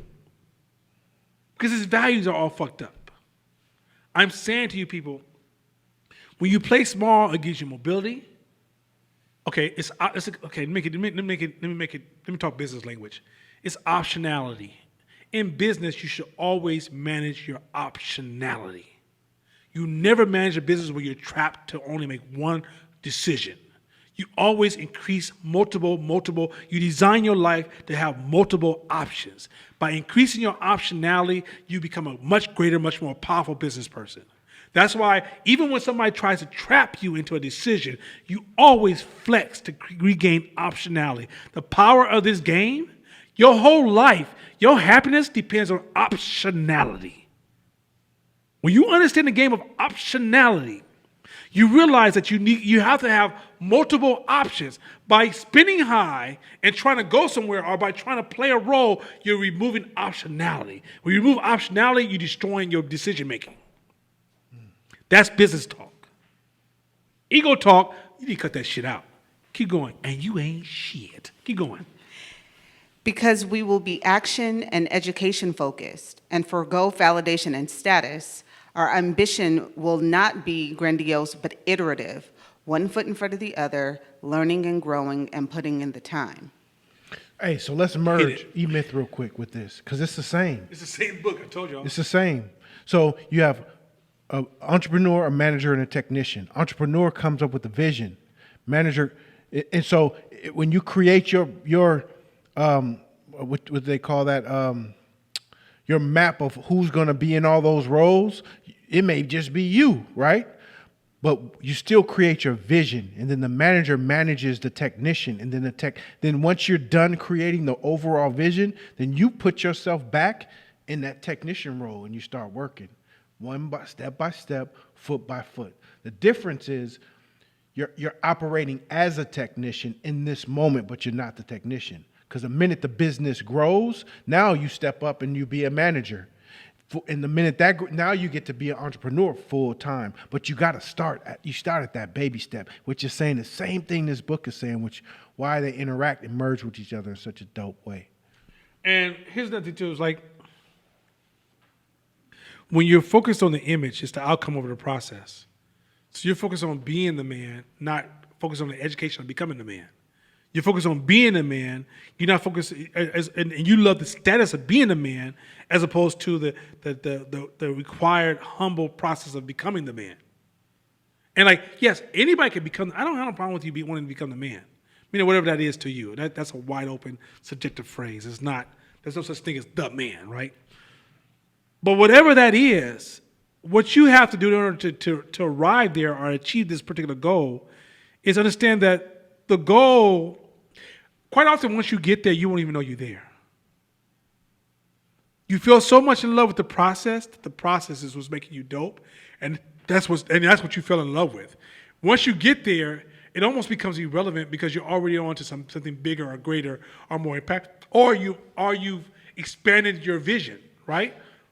But when you're focused on the image, sometimes the image in itself is the glass ceiling. Because it almost makes you tunnel on the idea of just being this. You walk around, be this. You don't even see other opportunities that's put in front of you. I've had people negotiate with me and cut off their nose to smite their face because they were locked in on the idea of who they wanted to be, not what was possible. Like, have you seen, have you ever had a kid and they're arguing with you about something? You're like, yeah, but I'm trying to give you something better. But they so focused on what they want, they can't see something better over here. We will do that every day in all of our decision making, where we won't see opportunities because we get locked in this story we tell ourselves, what it should be, what it's supposed to be. And really, that story is only in your head. It's only validated by the customer. It's only validated by the customer. And so quite often we get caught up in these, I want to be the dopest, greatest, best, tightest, strongest, most focused, and don't realize, yeah, but if you want to be that, stop being that and be the things that make that. Education? Like, think about this. You can almost know, the egotistical people in the community. Y'all want to play a little sneaky game? Because I think this is the last week, right? There's no class next week, right? Is there class next week? No class next week, right? Because I told you I have mixed dyslexia. I fuck up everything. So, okay, there's no class next week. Please do not go home and look up mixed dyslexia. Because if you think mixed dyslexia is a word, then the next word is going to be residuousness, which came from his comedian. But anyway, here's the thing. Here's a sneaky game. Now, the person you need to focus on, number one, is going to be yourself. It's yourself. So if you're going out and try to talk to people about their ego, then that's probably because you got an ego. Here's the second thing. Here's a trick. Think about somebody you know that you think have a big ego. And then ask them what kind of books they're reading. And see if the books they're reading is directly aligned with what they're trying to build. And I bet you 9 times out of 10 it isn't. Now there's cases where people who have a big ego read books that are relevant, but then still undermine their goals. But 9 times out of 10, most people who are making these passionate arguments about things they believe in don't read books around the things they believe in. Most people who care about social justice ain't read one historical book about building societies. Most people who care about women's rights don't know the history of women's rights at all. Most people who care about racism ain't read a motherfucking book about the history of Africans in this country as well as abroad. The books they did read was 5, 10 years ago, 20 years ago, and there was one book here and there. Or it was some book that told a story about a poetry piece about why is black so deprived. Or I know Bitcoin. Come fuck with me. I know Bitcoin and yo, how long you been studying Bitcoin? Oh, like 2 weeks. Like, don't fall for that banana in the tailpipe. Because here's the thing. We're not telling ego. you just to avoid, yes, we're giving you game to avoid others, but then also pay attention when you do it. Like, do you speak, for example, if I went to court and talked to him about the clothing industry, I would say, hey, I don't know, but let me ask you, is this? Well, I think it could be this way. What do you think, court? Because that's his industry. I don't know anything about the clothing industry, right? I know about models. I'm done. Clothing industry? Nope. But where you would go wrong is like, hey, you know what you should do with your business? Are you really talking to this man who's there every day putting 10,000, 20,000 hours a year into his work? You going to walk into his life and say, you know what you need to do about your business? What? Even when I go out and consult companies, the first thing I tell companies when we consult them is like, hey, listen, we're going to come in, we're going to help you expand your ideas and give you a wider vision and give you some insight of some things that are happening and give you some suggestions on what you can do better. But ultimately, the success of your company comes down to your decisions that you make. Because if you allow an outsider to have full strategy of your business, you're a fool. But the purpose of a consultant is not that they know more than you, is to help you stop tunneling and broaden your vision and help you make better decisions, not make the decisions for you. This is such game, because some of you guys are hiring people like, I want to hire this person to help me out. This person is hired to help you process it. Really helping yourself out is a process you have to engage. Let's say you say, well, no, you know what? I'm a busy entrepreneur. I don't got time to figure this shit out. So I'm going to hire Josh. Let Josh come in here and figure this shit out. I'm going to pay him. Josh can take you to the woodshed. Because you don't even know what the fuck he does. So you don't know if in an interview he was lying. You don't even know how to ask the proper contextual questions and even hear the proper responses because you don't know what the fuck he does. And you can't measure his job. And he can get 2 years worth of paychecks before you realize he ain't no good, is he? So in order for you to even hire the person, you don't have to master the field. But if I had to hire Court's company, I have to study what Court does. I have to spend a few weekends, a few months, learning what Court does, interview a lot of people about what Court business does. So when I ask Court, I need to hire you, I'm very clear on what segment of the industry he services so I can hire the right person to do the right jobs so I can achieve the right goal. But if I just say, you know about clothes, right? Yeah. Hey, man, look, I got a whole bunch of preachers across the nation who call me to make suits for them. Can you make some suits for them? Court look at me like, dude, I make sportswear. Why the fuck you call me about suits? Well, you sew materials, right? You put the shit together. I mean, you sew better than I do. I want to hire you. This is what happens all the time in business. This is how a lot of you guys got your opportunities you have today. Because somebody hired you who didn't really know what the fuck you was supposed to be doing. And you knew you didn't have the skills. They knew you didn't have the skills. You got the job. You get the paycheck. And every day, they don't even know how to evaluate you properly besides your attitude. Because at the end of the day, they don't really know what the fuck you do. That's real game. Well, now, listen here, Mr. Entrepreneurs. Especially in this early stage, you got to become familiar with what the fuck you ask people to do. Yo, with that being said, anything y'all want? Any questions? We said we're going to say the questions to last because we come from the middle. Any questions? If y'all need to leave, you need to cut the TV off now. Those of you decided not to cut the TV on, or those of you cut the TV on and your child said, Mama, what you doing? And you was like, oh, shit, I cut it off because Nana offended me. She's like, oh, I thought you was a parent. You was like, you right, and now you back. Now if you need to go to bed, it's okay to cut it off if you don't have any questions. And just come back and listen to Q&A afterwards. So with that being said, Shabisha, to the mic. The other mic, that's Shabisha 2. Shabisha 1 is over there waiting to read another passage, but she's mad because it's not Shabisha 1's party. So thank you, Shabisha 2, for filling for Shabisha 1. Can you give us some game. What's happening? Dan- Danielle asked, Who? Danielle, First of all, Allen, if we- you know, also you- known as Lady D. Hey, first of all, if you say Danielle, we should be able to change the colors of the lights. Damn, the lights went out. But we should be able to just change all kind of lights. Danielle, for those of you who must have forgot, designed the whole look and feel of 510 Media. So I want to say Queen Mother Danielle, you know she's not a mother, but we won't call her Queen Mother because she has birthed this program. You understand me? Queen Mother, what does Queen Mother have to say? She said, is it better for the technician to only see what's coming down the pipeline for optimization purposes? No. The technician needs to also own. So even to be an okay, let's say you decide you want to be a technician. None of those manager, technician, and entrepreneur are all three respectable roles. None of those roles are like you're just a technician. Like there's no higher. It's when you're trying to run a business, you have to stop segmenting everything and see how everything is actually synced together. As a technician, for you still have to have a bigger picture of the why of the company, not just what's coming down the pipeline. Because the pipeline can often,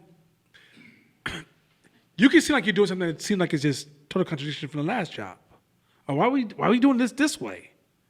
But if you understand the bigger picture, it all has context and it makes sense. If you're just looking at each job, you're losing context, and then you get into right and wrong, morality, good and bad, and feelings. And then that makes your job almost like miserable. When you understand the bigger picture, we may decide, let's say for 510 Media, we may decide to do a flyer. We don't do flyers. That's old shit. Danielle could do flyers. She'll go to bed and wake up with the flyers in her hand because it's that easy for her, right? She'll have to remember what she did and she'll still be tight. But with that being said, what if we're doing a flyer for Obama's daughter? And what if Obama's daughter is part of a plan and a bigger agenda? Or let's say we're doing it for somebody that's nobody to you. Seems like why are we doing this damn flyer? But the big picture is that we got a play that we're going. And that person is part of a bigger picture. So you got to go beyond the job focus to where are we going with this? Because then even when you're designing, there's a theme, an idea, these principles. There's different things that's driving the view, as well as also too, when you see the bigger picture, you could know when it's time for you to go to the sideline and let the defense play. Sometimes when you look at a job to job, you think you're a basketball player, and at every time you get no breaks, so you're gonna play the full 38 minutes. There's a time when they may bring all tall dudes in, and that point guard who's 5'8" is compromising the team. So that game, I need you to sit on the bench. But if you don't know that, you'll take that sit on the bench as a personal attack, not realizing that no, the strategy of the bigger picture is this will hurt if you play that role. So we may have to change your role because the reality is that roles are designed for everyday functionality and consistency, but sometimes those roles could be, like we might have to do some Bill Belichick sometimes and have an offensive person play a defensive role sometimes. A good play in basketball is what we'll do sometimes is if there's a superior team, you try to find who's the DeMarcus Cousins of the team. And you sacrifice one of your players to agitate that DeMarcus Cousins. Because you know if he's a scorer and an impact player on that team and he has a volatile ego, all you got to do is fuck with him a little bit, elbow him in the stomach, do some slick shit the ref can't see and get him riled up. Next thing you know, he's pushing somebody and now he's got a tech and got to go sit down. Now you won the game. Like, that's strategy. That's way easier than playing your ass off. And if you can do that, you do it. Annika asked this question. This was around when you were saying, I ain't shit, and being able to say that. Her question was, or not being good enough. Were you not good enough, or was your business not good enough? Yeah, and it's still not good enough. It's never going to be good enough. It's like I'm always working. I'm comfortable saying where I want to go, I'm already not good enough. I'm good enough for where I left, but I'm not good enough for where I want to go. Me personally is good enough. God made me, I'm good, right? Because here's the thing amazing about, when you look at the human body, the design that made humans is millions of years old, right? Humans are a really old animal. But this animal is capable of adjusting to modern day challenges. That shit's amazing to me. Amazing, right? So I'm a perfect machine through God's eye. But at what I'm doing, hell no, I'm not good enough. And I never will be good enough, but that's the pleasure of it. Because if I became good enough, it probably wouldn't be the same thing for me anymore. It's like life is like, it's like, you remember when you were a kid and you walked into a toy room and there was just so many toys and blocks and all kinds of stuff you could play with, and you're just like, and every time you discover something new, it was like this gift to yourself. You're like, oh my God, this was amazing, right? Business is the same thing. I'm in constant discover mode. I don't want to know it's like you're archaeologists. You're always finding new shit. And what you thought you knew before, even scientists never know. They accept they know what they know for now. Next week, a new finding will come out, and all the shit, if you ever get cocky and confident as a scientist, you're not a scientist. Scientists don't know shit. Scientists is always saying, we got to figure this shit out. I think there's a rule in science that says you cannot say, this is a fact. You have to say, this is what we know right now. And so in business, we want to say, I have arrived. This is where I am right now. And if I start thinking I am shit, I will start to deteriorate because I get lazy. I won't read the same no more. Like, think about this. Let's say you was a fat person all your life, and you like being a fat person because you like the food, like the drinks. You just addicted to the candy, the sweets, the sugar, and your body held together in the 20s, and you hit 30s, and all of a sudden, whoop, whoop, whoop, and 40's like, boop, boop, boop, boop, boop, boop, boop, right? And now you big as shit, right? You 40. And you love that food you eat. You love the fried chicken, you love pizza, you love burgers back to back in addition to that, right? No greens, no salad. Get the tomatoes off my burger. Just give me pickles and ketchup, right? This is black people shit. And let's say you run across Court eating fish and drinking water and eating hella vegetables. That's how Court eats. He's clean as fuck. He's way cleaner than I do.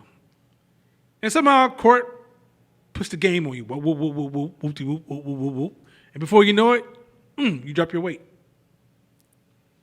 If you start to think once you drop your weight, yep, all right, I'm here now. I'm good. Woo, I'm tight. And you start walking around, half-cut shirts if you're a woman, or if you're that type of dude, and you walk around showing off your muscles. You over there greasing your elbows with baby oil. I say elbow because if I said anything else, I think Irk would have got me. But it always says you grease your elbows with baby oil.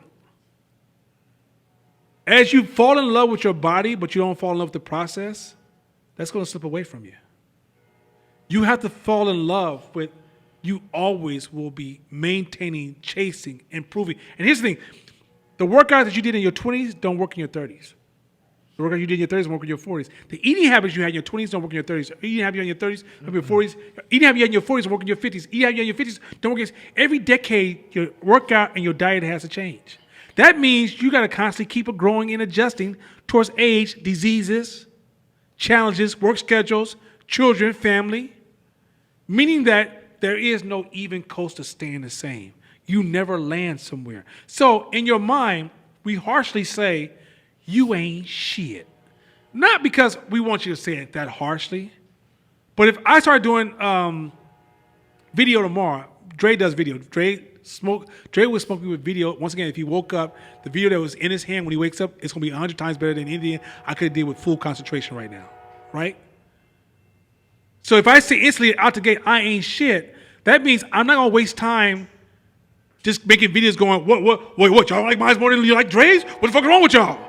And I'm like, well, you know what, fuck, I'm going to go to business. I don't give a fuck what Dre say. I don't give a fuck what Court, Marquita say. I'm about to open up my video business. And they get mad. Hold on, I'm keeping it. You can't stop me.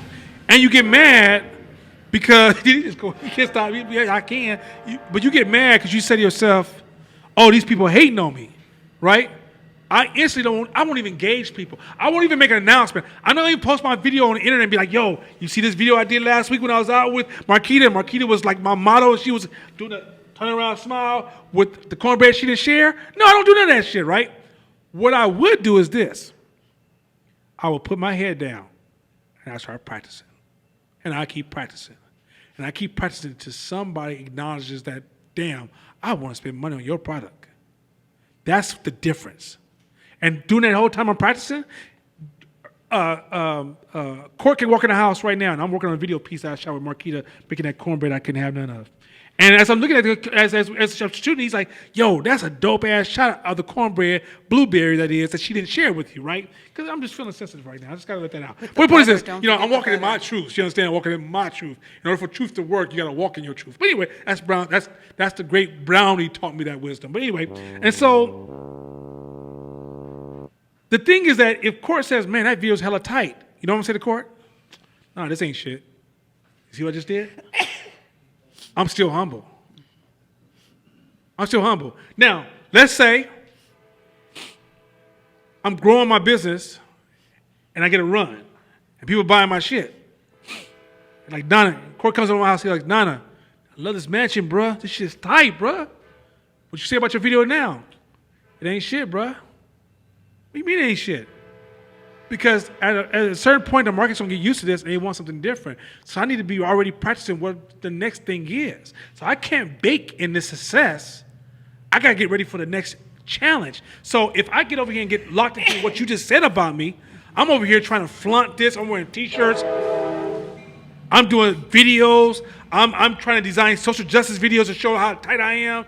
Just had to throw that in there real quick. Point is this, I still ain't shit. But if I say I ain't shit, I never let the feedback become a blindness to me.